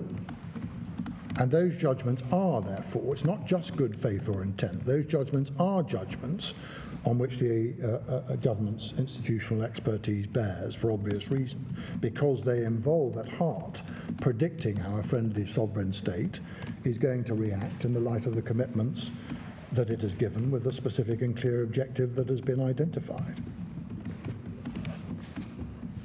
And as you know, the government has in fact made that predictive judgment and has come to a clear view. So I do not accept the validity of the majority of the Court of Appeal's reasoning based at core on precisely that distinction, that sort of distinction between good faith on the one hand and capability or capacity on the other, using that in a broad sense. It's also very important to recognise, we submit, perhaps this should be the fourth point, it's very important to recognise before getting into the detail of the disputes that evaluation of future risk does not require the court to resolve the issues about past conduct. As the Lord Chief Justice correctly pointed out at paragraph 470, the government could not hope or realistically expect to do so satisfactorily for at least the reasons that the Lord Chief gives at paragraph 470. And we submit that it is not necessary either, not necessary to do so, precisely because of the points of principle I've just identified, and because, as the Lord Chief put it in that same paragraph, then going on in the next paragraph to cite Raymond for this purpose, and Begum, that would, as he put it, not be the correct approach when evaluating a future risk of this nature anyway. even if one could realistically do so, and even if you were to conclude that in relation to some past incidents the conduct had been less than ideal or satisfactory, all that would do would simply be to re-raise the question whether Rwanda would actually risk deliberately or in some way inadvertently breaching these arrangements, the new arrangements. It just simply throws up that question again, and that takes you straight back to the question of judgment. So our conclusion, respectfully, on approach is first that the majority of the Court of Appeal did not pay sufficient or correct attention to those core features of the Suring analysis which go to the manner in which the court, brackets for itself, goes about addressing the Suring test.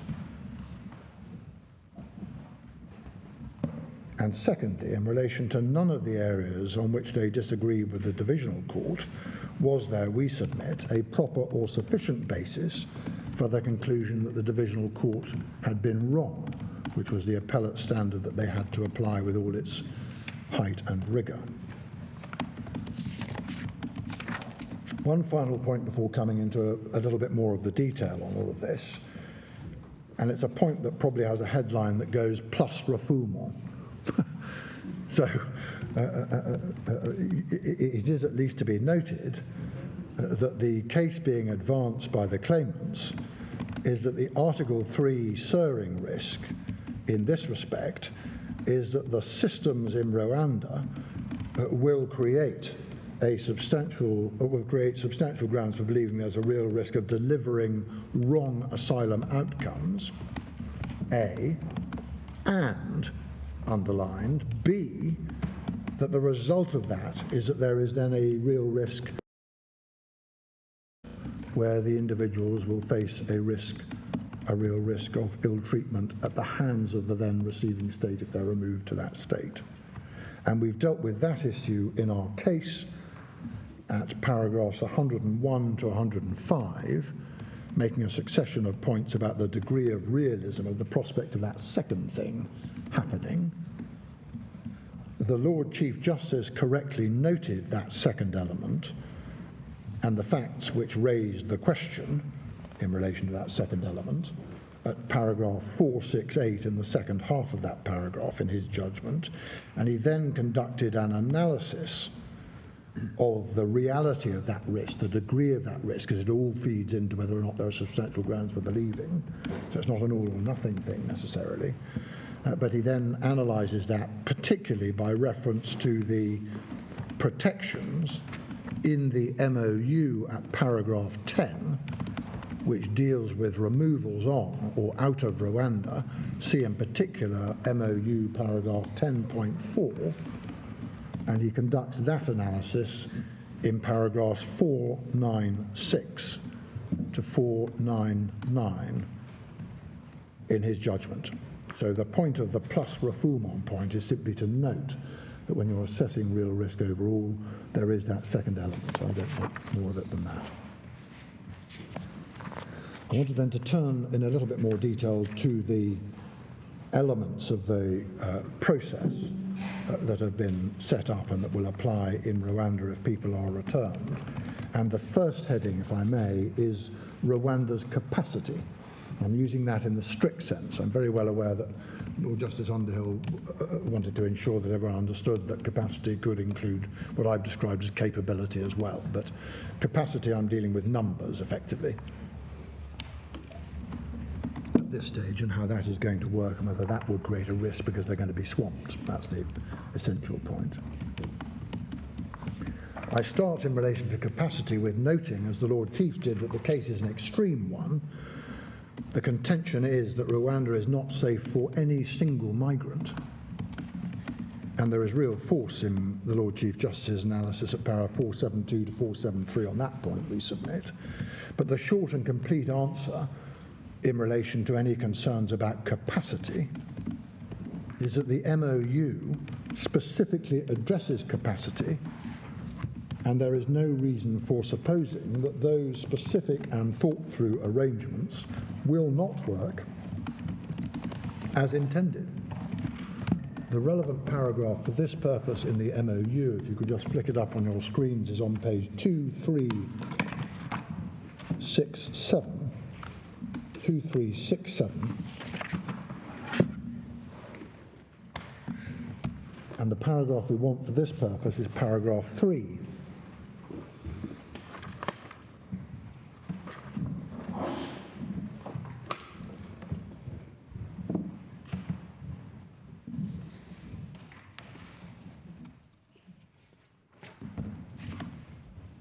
And really, the guts of it, for the purpose of this point, is 3.2 and 3.3, as you see.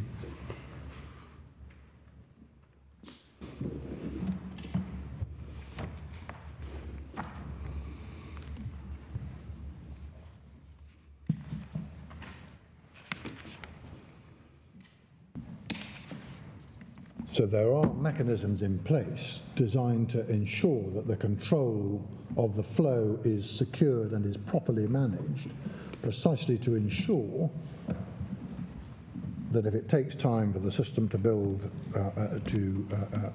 enable it to take larger numbers, that time is given, and the MOU specifically addresses that.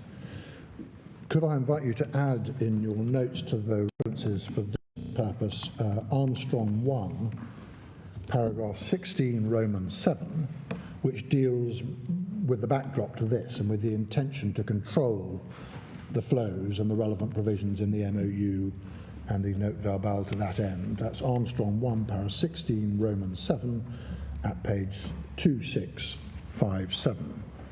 And the Secretary of State is well aware that it will take time to build up Rwanda's capacity to determine the asylum claims. That is why it might be thought only a relatively small number, I think it was 47 individuals, were initially served with inadmissibility decisions.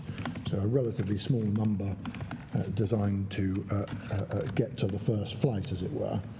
And there is a safety valve built in if there are concerns in practice.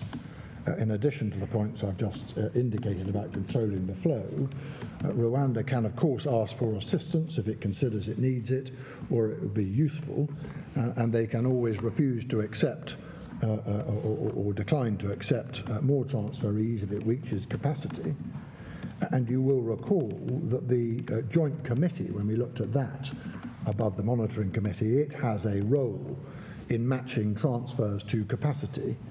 The terms of reference make clear that the Joint Committee is responsible for approving both the reports produced by the Monitoring Committee covering the monitoring of the end-to-end relocation process, and also specifically for approving what's described as the indicative forecast for numbers of individuals to be relocated under the MOU. See for that purpose page 3436. Rwanda itself is very well aware that it will need to actively build its capacity and capabilities to deal with the flow through these arrangements. As one sees, for example, let's give you one paragraph reference to one of the statements that the government of Rwanda have put into these proceedings. It's the Rwandan government statement at paragraph 19, which you find at page 3209.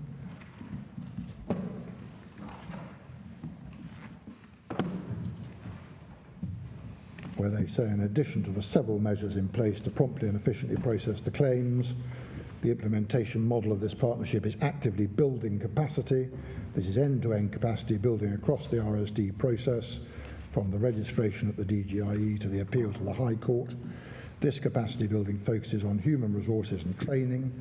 The NAMA is actively hiring several eligibility protection officers and intends to keep hiring as many as necessary to meet the demand throughout the lifetime of the partnership.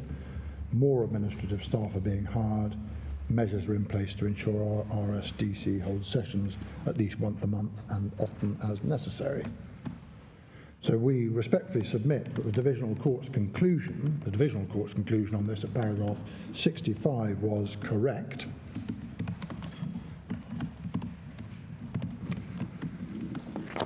And we also note, for good measure, if this does feature under capacity, it's a slightly different but related subject, that as the Divisional Court also noted, in that same paragraph, I think, the UNHCR has said that Rwanda's law relating to refugees was, quote, fully compliant with international standards, that's substantive law.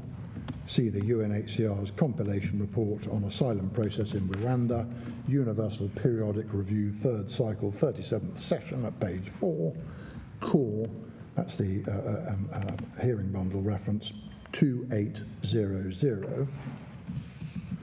And for good measure, paragraph 9.1.1 of the MOU, page 2369, makes clear that Rwanda will ensure that asylum claims by individuals are processed, quote, in accordance with the Refugee Convention, Rwandan immigration laws, and international and Rwandan standards. Which paragraph is that again, please? 9.1.1, I think it is. Yes. And for good measure, I don't think it's in the bundle, but again, I don't think there's any dispute about it, but on the dualist monist issue, under the Rwandan constitution, international law takes precedence. I think it's Article 95 of their constitution, for good measure.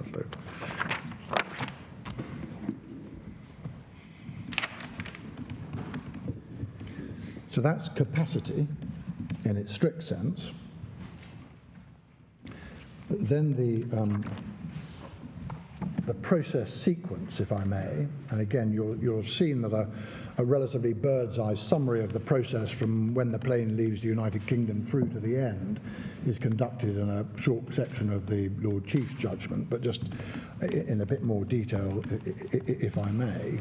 The process itself, this is quite a big topic with a few areas within it, but the process itself is summarised and set out, I hope conveniently, in Mr. Armstrong's statement between paragraphs 45 and 54, page 2670 and following.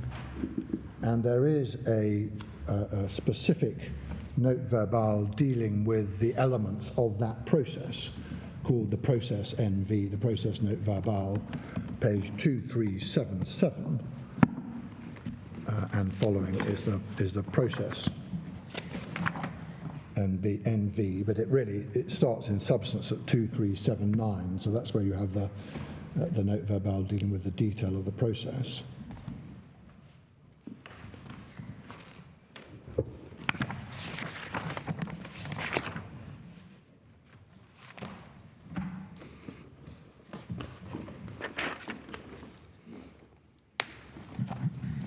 And it includes, just to note this throughout to make sure that we're not troubled by interpreters and language difficulties, it includes the guarantee, in effect, of the provision of an interpreter free of charge to relocated individuals whenever that might be required. And you get that guarantee both in the process NV at paras 9.1 to 9.3 at page 2382, and also specifically guaranteed in the MOU itself at paragraph 9.1.2 of the MOU on interpreters 2369. So just to go through the process, what happens when the plane touches down, if it ever does, in Rwanda. Firstly, at the outset, there is written information provided to the individual about the RSD process and the various other processes that are in place to ensure that the individual can properly participate in those proceedings. The initial information provided is dealt with in the process NV at para 3.1.2, page 2379, which provides that all relocated individuals will, quote, be informed of the procedure for making an asylum claim, for appealing a decision on their asylum claim, and what the relocated individual will be required to do throughout the procedure in a language they understand. That's stage one, specifically provided for in 3.1.2. There will then be an orientation session, as it's called, to take place on the day after individuals arrive in which they're provided with more detailed information about that, with interpreters available for that session, contact information given to them to make inquiries or indeed to make complaints, if that's what they choose to do. That's dealt with, that bit of it is dealt with in para 7.1 of the process NV, page 2382, and indeed in Mr. Williams' statement of the Home Office at para 32, page 2714. They're given notice of their asylum interview, which is the second stage of the process. They're given notice of their asylum interview and they can be accompanied to the interview by a lawyer. See page 3283. That part of the process is dealt with in the process NV at para 4.4, page 2380.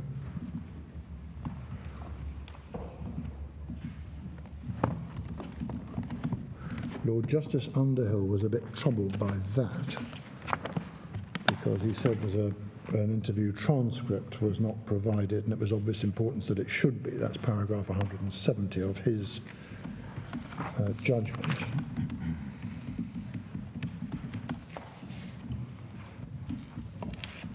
But as you will see from page 2380, if you go to that, if you would, on your screens, can I just invite you to look at paragraph 4.4.1 of the process NV on that point.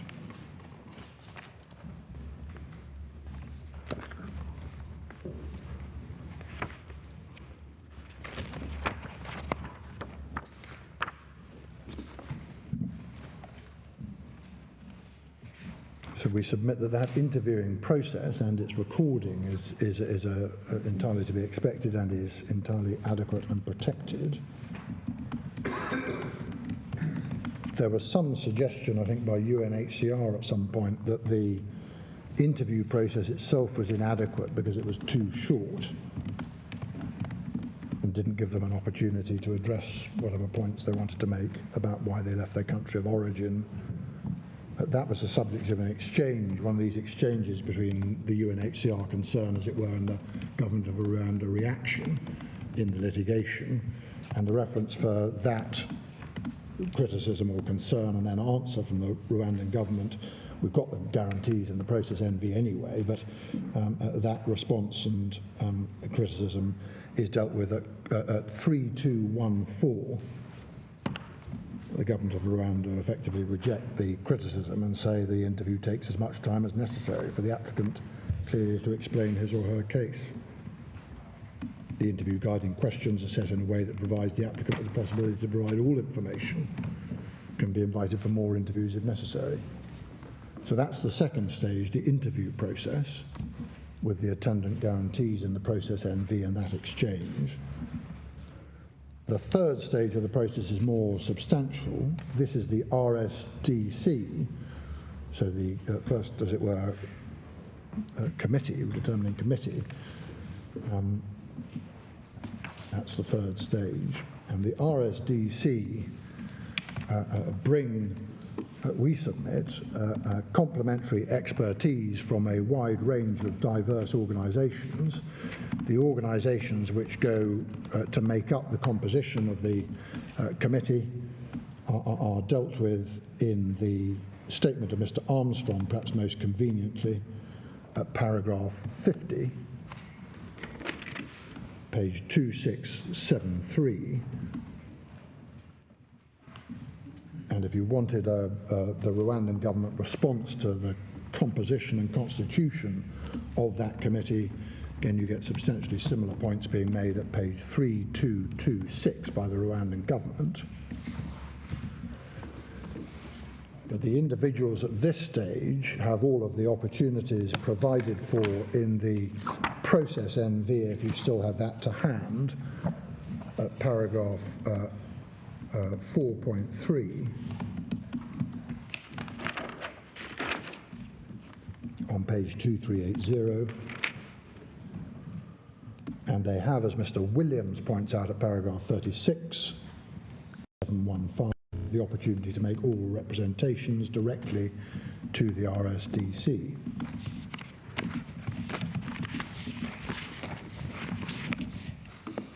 I wanted to pick up three particular areas of concern that the majority of the Court of Appeal had in relation to the RSDC process, and the first relates to training.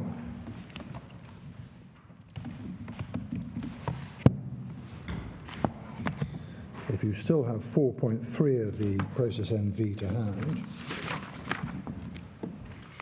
Could you repeat the page number, please? Yes, 2380, my lord, sorry. Seem to be working in reverse on the paragraph numbers, but the paragraph I want for this purpose is paragraph 4.2. Asylum decisions will be taken by decision makers who are appropriately trained to take a decision on asylum claim in accordance with the Refugee Convention and are able to seek advice from senior officials or external experts if necessary. So there's a specific commitment recognising this issue in the process NV at 4.2. And indeed the competency of the interviewer is a subject which is, at the prior stage I should have referred to it, is referred to at 4.4.2.1. Competent to take account of the personal and general circumstances and so on. It's not quite a training point, but it's a competence point there to note as well. So far as the evidence was concerned, there was evidence of regular internal training, first of all, in the assurance report of the 13th of June 2022, and if you want the context for that assurance report, see Mr. Williams' statement at paragraph 7.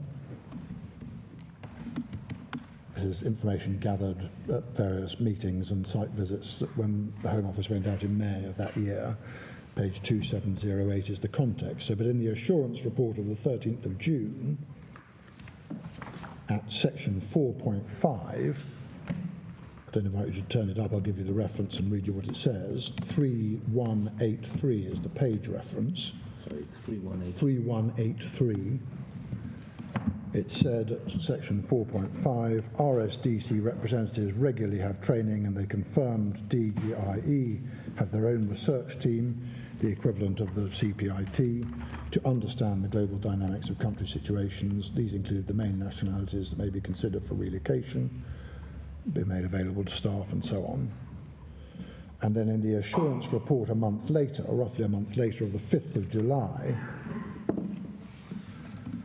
and the relevant reference for this purpose is 3267 to 3268. It's recorded that in terms of new caseworkers, the GOR, that's the government of Rwanda, said that they've been building capacity through regular training with existing staff and training additional caseworkers. All DGIE immigration officers are trained to register asylum claims, conduct asylum interviews, write reports which are sent to the RSDC for consideration. DGIE training is provided internally, or they sometimes receive training from international partner countries. And again on DGIE training, see Armstrong 1, paragraph 48 at page 2672. Recording that the DGIE have received training on international protection of refugees, international law of refugees, rights-based approach to migration, to refugees and migrants, and interview skills. Also states that training has variously been provided by the Rwandan Institute of Legal Practice and Development, the ILPD, the International Institute of Humanitarian Law, and via in-house training programs and workshops. See also for this in-house training the table entitled Information Required from GOR, Government of Rwanda, which was exhibited to Mr. Armstrong's statement. Question 4 and question 32 on page 32 on page 3261 DGIE interview officers have been trained on interviewing skills, and others and continuous courses will be provided where necessary. So that's internal training, refresher training, provided every year for RSDC members, as well as for officers from MENEMA. They exist as the internal appeal body, as you know, under the system, and the DGIE. C, for that purpose, the CPIN, so produced by the Home Office team, the review of asylum processing, Rwanda country information on the asylum system. See that document, para 4.74, 4.7.4, and the reference there is 2431. And all of that is supplemented by training from academic institutions and various other government departments. See, for that purpose, the statement from the Government of Rwanda of the 2nd of July 2022 at paragraph 23, page 3210, which says the Government of Rwanda has also taken measures to build the expertise of persons involved in processing the claims of asylum seekers. The Rwandan Institute of Legal Practice and Development, that's the ILDP, will be providing block courses, periodic trainings, workshops on refugee law and other related laws to eligibility officers, RSDC members, lawyers, and High Court judges. And in response to the UNHCR witness statement dated the 26th of June for the purpose of these proceedings of 2022, the Government of Rwanda provided further information recorded in the bundle at 3218. A training for RSD members, it said, is also being organised and shall be facilitated by local learning institutions, University of Rwanda, ILPD, but also by institutions concerned with the RSD process, including MENEMA, Minijust, NCHR, and so on. UNHCR training, that has caused some controversy in the proceedings to date. Some of the evidence indicates, at least, that the Rwandan officials have attended training provided by UNHCR, and of course the overall point is that UNHCR can and no doubt will be able to do lots more to help if necessary. There's nothing to indicate that the Rwandan government would now be unwilling to receive any such help. But the two eligibility officers and one RSDC member attended training at the International Institute of Humanitarian Law in Italy. See, for that purpose, page 3248 to 9, question 10 on that document, and question 26 at page 3256. And I've given you the reference already to the CPIN para 4.7.4, which is page 2431. Two other workshops were conducted, it appears, by UNHCR in 2018 and 19, and that is referred to in a passage on page 3256. I think that's also referred to by Mr. Williams at paragraph 35 at page 2715. It's evident that the majority of the Court of Appeal placed significant emphasis on the quality of training in relation to a number of different aspects of the MEDP. And Lord Justice Underhill in particular considers that there should have been a further in-depth assessment of the nature and extent of that training. See in particular paragraph 260 of his judgment. And just to pull them together, in summary, our core response on training and to those concerns are these. First of all, it is well understood and evident that Rwanda itself well understands the assurance provided in the process NV at paragraph 4.2. Secondly, there is extensive evidence that training has occurred and that training is an ongoing process. There's obviously something of a shutter in relation to the evidence that is live before this court in this appeal, because there were, you remember the debate in the Divisional Court about what the shut-off date was, but it was effectively July 2022 when the shutters came down. But it won't surprise the court to hear that there is ongoing work in relation to training, notably with the Rwandan Institute of Legal Practice and Development, to which I've made reference already. But there is already extensive evidence, there was already extensive evidence of training through that route and others in Rwanda to get up to speed. Thirdly, there is extensive evidence that the quality and sufficiency of training was investigated and was assessed in what we submit is appropriate detail, with the result being the process NV para 4.2 that you've seen, and indeed the conclusions and the statements that I've taken you to or referred you to in the CPIN. And we do submit that, I'll come back to it when we get into the procedural issues, probably in reply to their appeal on process, but we do submit that Lord Justice Underhill's, the gravamen of Lord Justice Underhill's concern on this point does impose a far greater burden on the United Kingdom authorities than is warranted by the Strasbourg case law in procedural terms. There plainly was detailed and active consideration given to the issue of training, but the conclusions that training had occurred and would continue to occur were entirely open to the government and indeed to the Divisional Court. So that's training. Reasons I wanted to deal with next, if I may.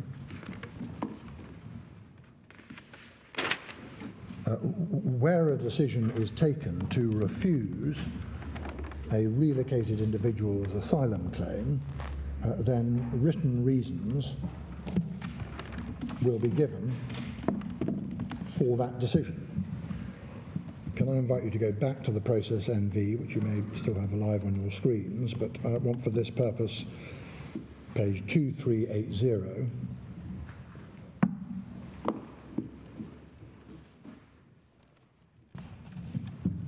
And you'll see that there's a sequence of provisions governing the decision-making process. Perhaps someone picks it up at 4.6. Can I just invite you to read 4.6 through to the end of 4.9?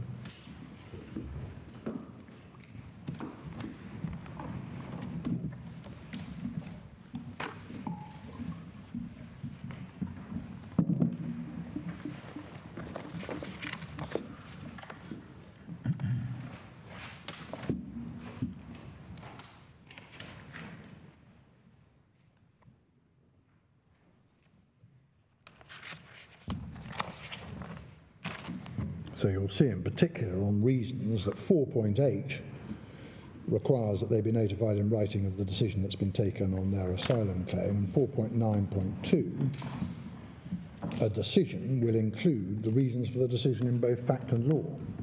So that's the commitment that they've given.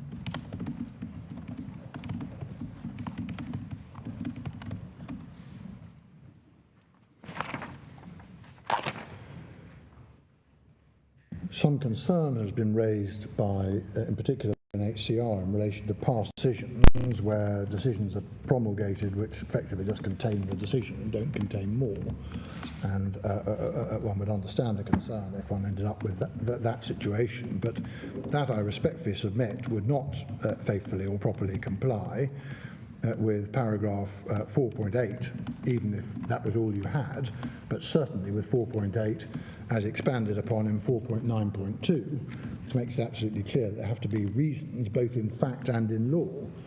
And so one can have an argument about the extent to which reasons are adequate and so on, but the fact of the matter is that there is specific provision made for reasons to be given in both fact and law in the process NV. So whatever may have been the position in relation to the past or in relation to past decisions, everyone is well aware that provision exists in the process NV, and the UK will expect that to be properly and faithfully conformed to. insofar as there are continuing concerns about reasons, then can I just give you 4 short points by way of response in relation to reasons?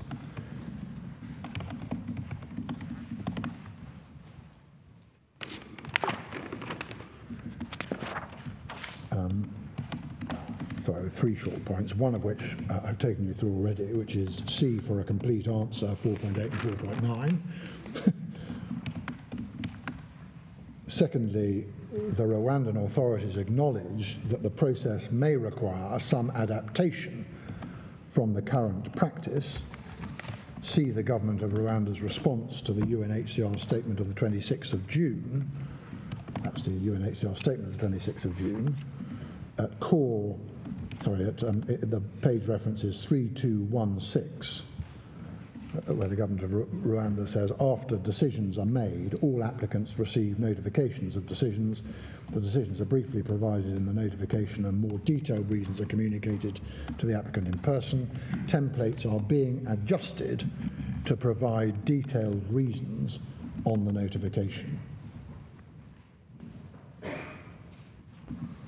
And you get the same point in the statement of the government of Rwanda of the 2nd of July 2022 at paragraphs 16 to 20, describing the process as it will be, page numbers 3208 to 3209, including the giving of reasons, the notification of appeal rights and process, and so on.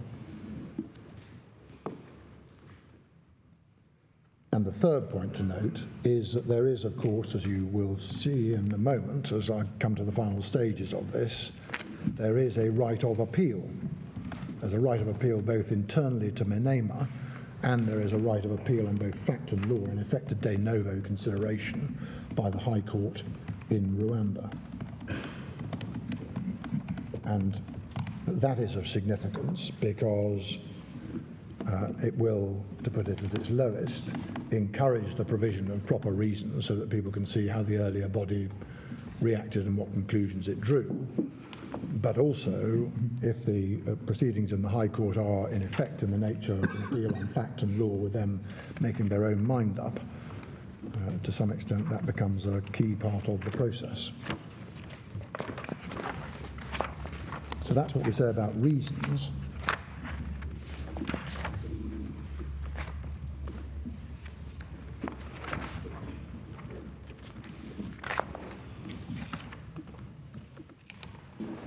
Discrimination is the third topic I wanted to deal with in relation to the RSDC, but it affects various parts of the process.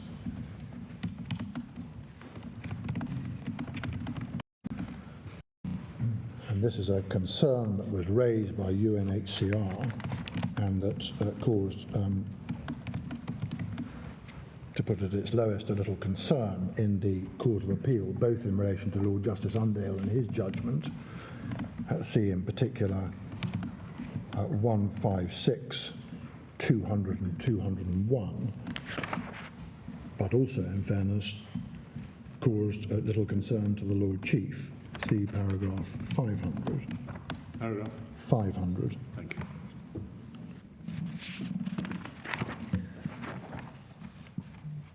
And the concern is that there might be indications of bias against or discriminatory attitudes against asylum seekers from the Middle East. That seems to be the core of the concern here. And so far as that is concerned, of course it's very difficult to, as it were, answer a negative, or to prove or establish a negative, but the basis on which that allegation was made by Mr. Botanik, who's the UNHCR official who's produced the evidence in this case, was based on statistics which Lord Justice Underhill, in fairness to him, described as being statistically frail, which involved 2 decisions in respect of Afghanistani nationals, 3 in respect of Syria and 3 in respect of Yemen. And although, of course, no one on this side of the court goes anywhere near a position of saying, well, It doesn't matter. Of course it matters, but we do submit that statistically frail is something of an understatement. We do submit that that sample size is not of a size or quality so as to render that finding meaningful, or that concern a genuine and real concern. It's just too small a sample size. The base on which a serious allegation of that kind appears to be made is simply inadequate for the purpose, is our first submission in relation to that. And we do note, and of course, no doubt anyone can say, well, they would say this, wouldn't they? But we do note that the government of Rwanda position on this issue is both slightly outraged, to put it at its lowest, and entirely clear. Their position is that their law does not include any discriminatory provision, and they have attached to that first response a table of statistics of rejection and approval rates according to nationality, which it would appear do not bear out the Bottleneck statistics. See, for example, page 3236, and in particular the table at 3441. Could you have those page numbers again, please? Sorry, my lord, yes, I'm going too quick. 3236, Yes, and the table at 3441. thank you.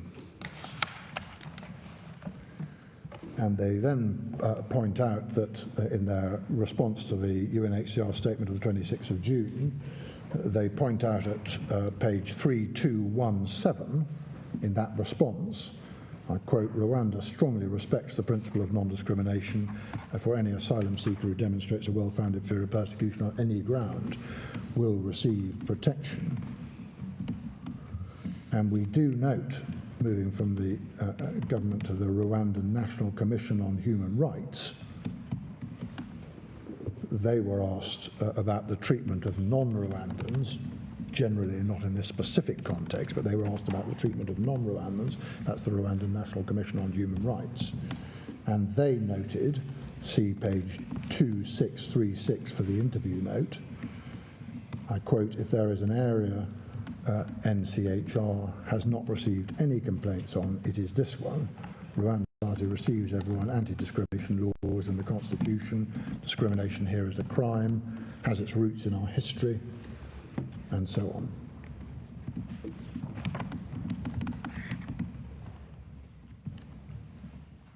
And we also note that the details are disputed. I said that the first problem with the basis for this serious allegation was too frail to bear the weight placed upon it. But even at the level of the detail of those individual cases, there is a serious dispute, it appears, between Rwanda and the UNHCR. And the government of Rwanda has provided its own table of decision-making, as I indicated earlier. See page 3440 and 3441. And Rwanda has provided some explanation for those decisions. See, for that purpose, Armstrong at paragraph 89, page 2684, so paragraph 89 of Armstrong 2684, and see the government of Rwanda's statement of the 2nd of July last year, paragraphs 12 and 13, page 3206. Could you give me again, please, the reference before 2684? The reference before that was to 2636. That's the Rwandan National Commission on Human Rights, that one. 2636, my lord. And I think you also referred to 3440 to 3440. I did earlier on, and I was doing it again, as it were, but that's where the table of decisions was. Yes. Yeah, that's the nationality one. But my lord, yes, that's the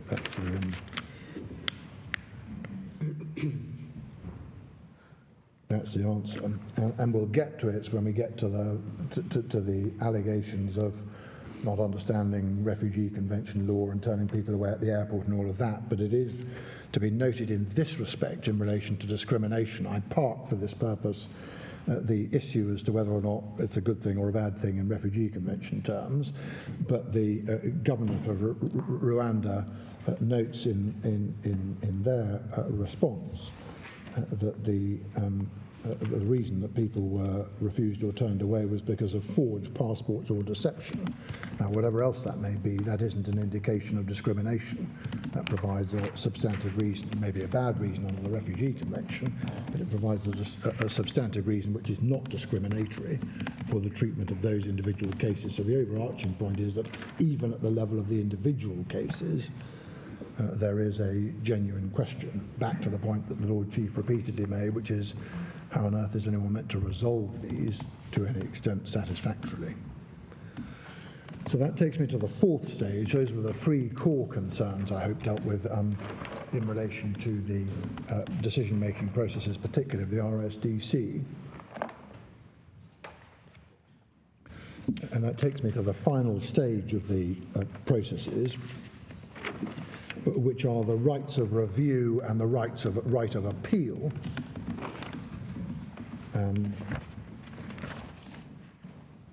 That are embedded in these arrangements.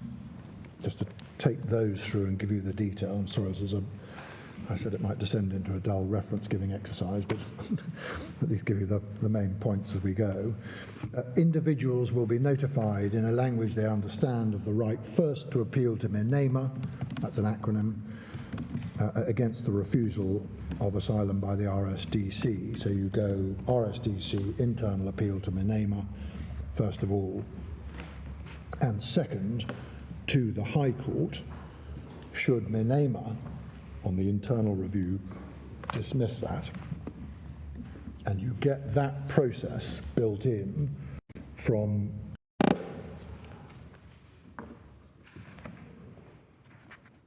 you get that process in particular, first of all, flagged in a passage you've seen already in the process NV, page 2381, at paragraph 4.9.3.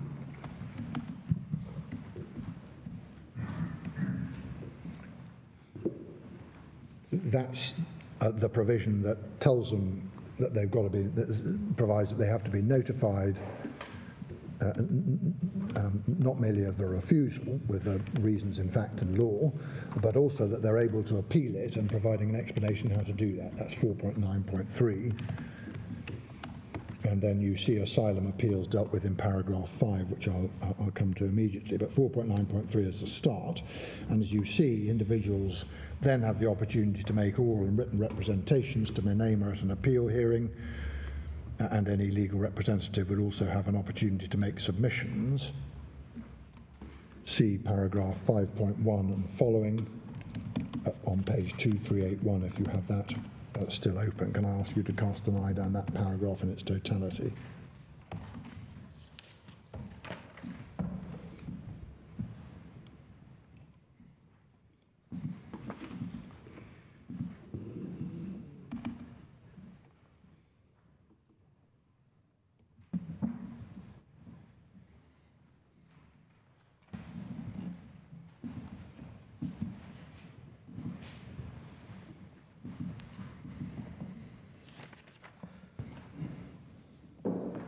So you'll see, so far as the High Court is concerned, that in effect the jurisdictional provision in the process NV is the one at 5.4, which I referred to earlier on. The court will be able to, that's the High Court in Rwanda, will be able to conduct a full re-examination of the relocated individual's claim in fact and law in accordance with Rwandan rules of court procedure.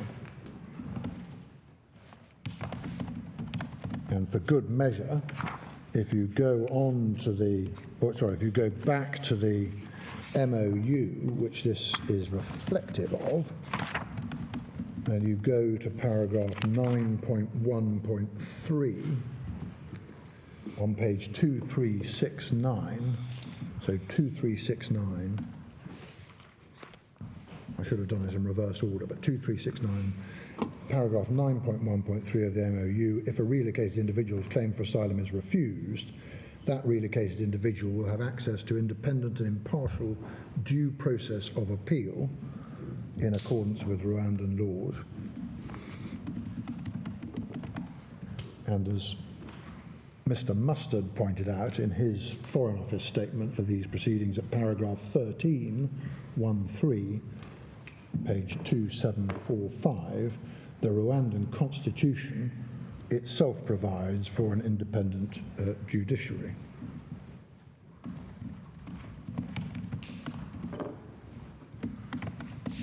And my lords, it's to that topic that I wanted to come next.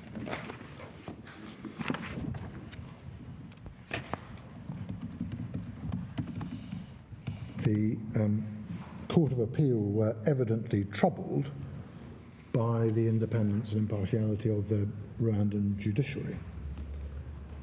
Can I give you the references, as far as that is concerned, to the 3 judgments in the Court of Appeal that deal with this part of the case? The Master of the Rolls dealt with it principally at 95, 100 and 104.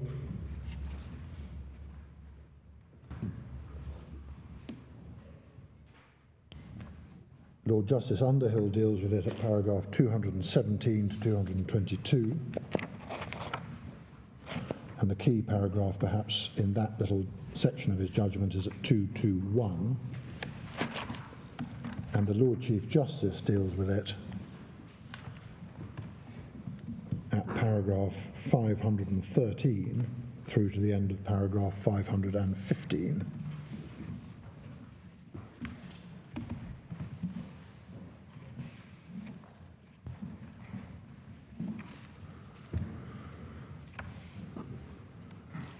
It is to be noted at the outset in relation to this concern,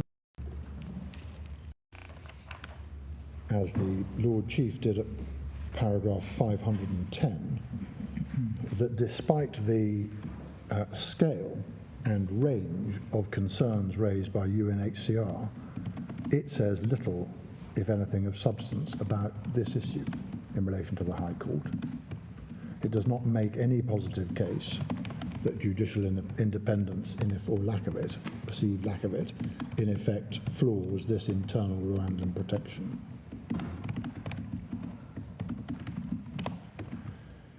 The principal basis for concern on that front is the Divisional Court's judgment in the Netsirayu case, which starts at page 5849. And that is a very long decision of the Divisional Court in the context of extradition. And I'll probably come back to that, if I may, after the short adjournment. But it's a long case dealing with the possibility of returning to face trials of murder, individuals who were involved on, for this purpose, the wrong side of the tribal divide, as it were, in relation to the genocide and the difficulties that Rwanda experienced at that time. And so there was a very, very specific and special context which led to the concerns of the court there.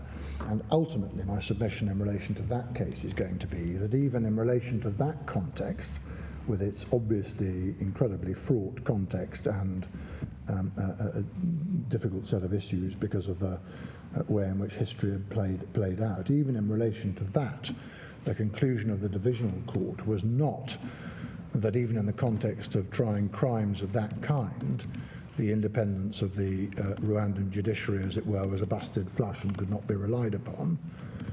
It was that because of the concerns that might be perceived to arise in that very special context, there was a particular and overarching need for there to be proper protection in terms of legal representation of individuals who might face those charges in the Rwandan courts if extradited, and those were not present. So that was in essence the reasoning of the Divisional Court in that case. So were these Hutus accused of killing Tutsis Yes. during the genocide? Exactly.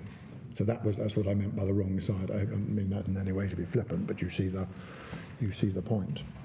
And we respectfully submit that that does not provide, even on its face, and even in accordance with its own reasoning, a basis in effect for discounting as non-independent the entire High Court of Rwanda. But there's no proper basis for that sort of finding or that sort of concern. As I say, it was a special context, and on its conclusions didn't reach that finding anyway. Just to help me, how many judges are there in the High Court of Rwanda? Don't know. Can I check? See, the entire High Court of Rwanda, one could imagine 10, 50, 100. Don't know. May I check and get back to you? I didn't mean that to sound Well, it does sound like that, but I just wanted to get some figures on it. I'll ask and make sure you've got that.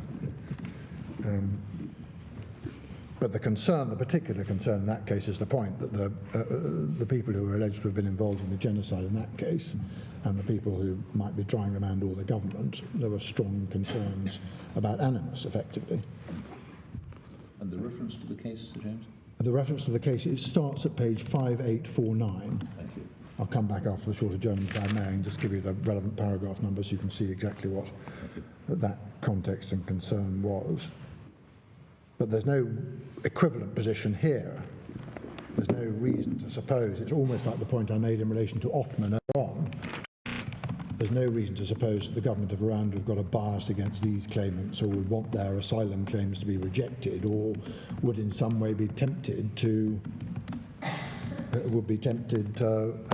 reach a different conclusion on the basis that the RSDC or NAME or anyone else had reached a particular decision in a particular case. That appeared to be the core concern of Lord Justice Underhill, and we submit with the greatest respect that that's a fanciful concern. And indeed, it's a fanciful concern not least for the reason that the Lord Chief was interested in at paragraphs 513 to 515, which is that everyone concerned will know, because they are public, that this full-blown appeal on fact and law, full re-examination of the case on fact and law by the High Court, is one of the specific things to which the government of Rwanda has itself committed in the MOU and in the process NV. But there is no reason to suppose that the High Court will not do precisely that which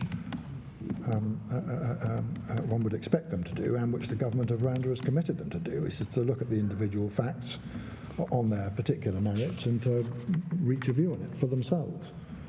That independent role for them, look at it for yourself, fact and law, is specifically a task and a responsibility conferred by their own government upon them. My Lords, that may be a convenient moment. Yes, yes, certainly. We'll resume at 2 o'clock. Great.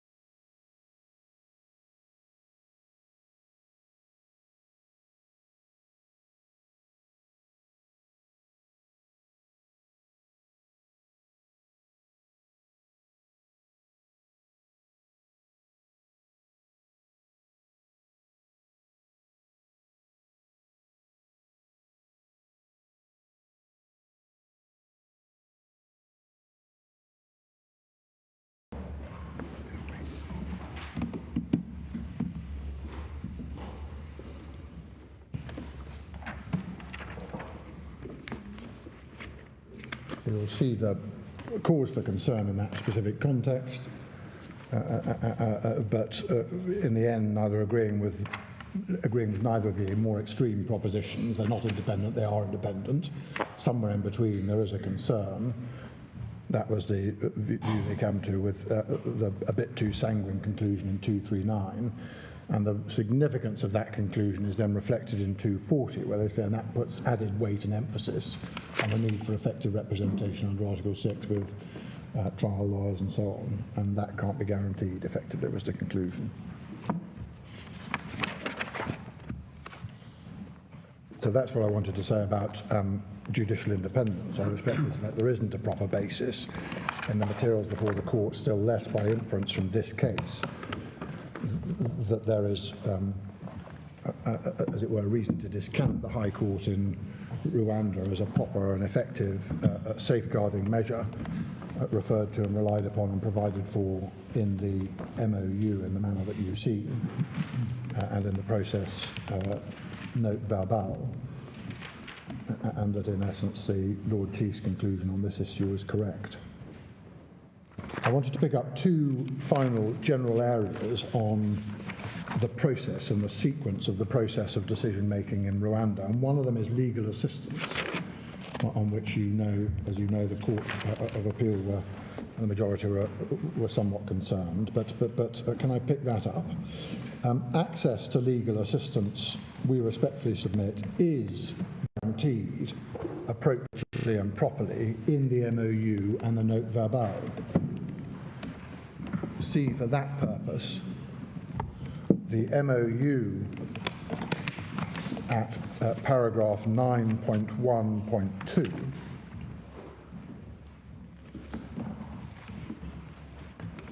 2369 is the page number, 2369, 9.1.2. Each relocated individual will have access ... to procedural legal assistance at every stage of their asylum claim, including if they wish to appeal a decision made on their case. And then the detail of some of that is dealt with in the process note verbal at paragraphs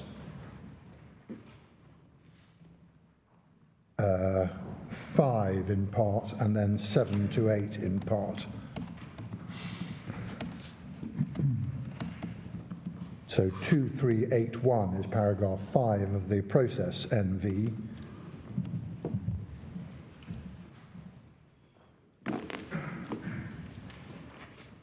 And you'll see in particular paragraph 5.2, second sentence on page 2381. And 5.5, so that's relating in effect to Menema and the Menema review or appeal and the High Court appeal. And then, sorry, just not, was the MOU dealing with the initial interview before the RDC as well?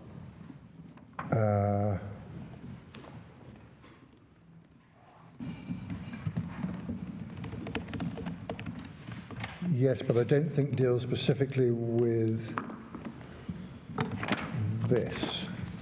I'm not sure the MOU dealt with it other than in general terms. The process NV comes back to legal assistance, at least at paras 7 and 8. So 5 deals with legal assistance and what they can do and what they're entitled to do at the stage of appeal. And the earlier stages are dealt with, I think, in 7 and 8. Well, 8 deals with legal assistance at appeal as well. But 7, you see.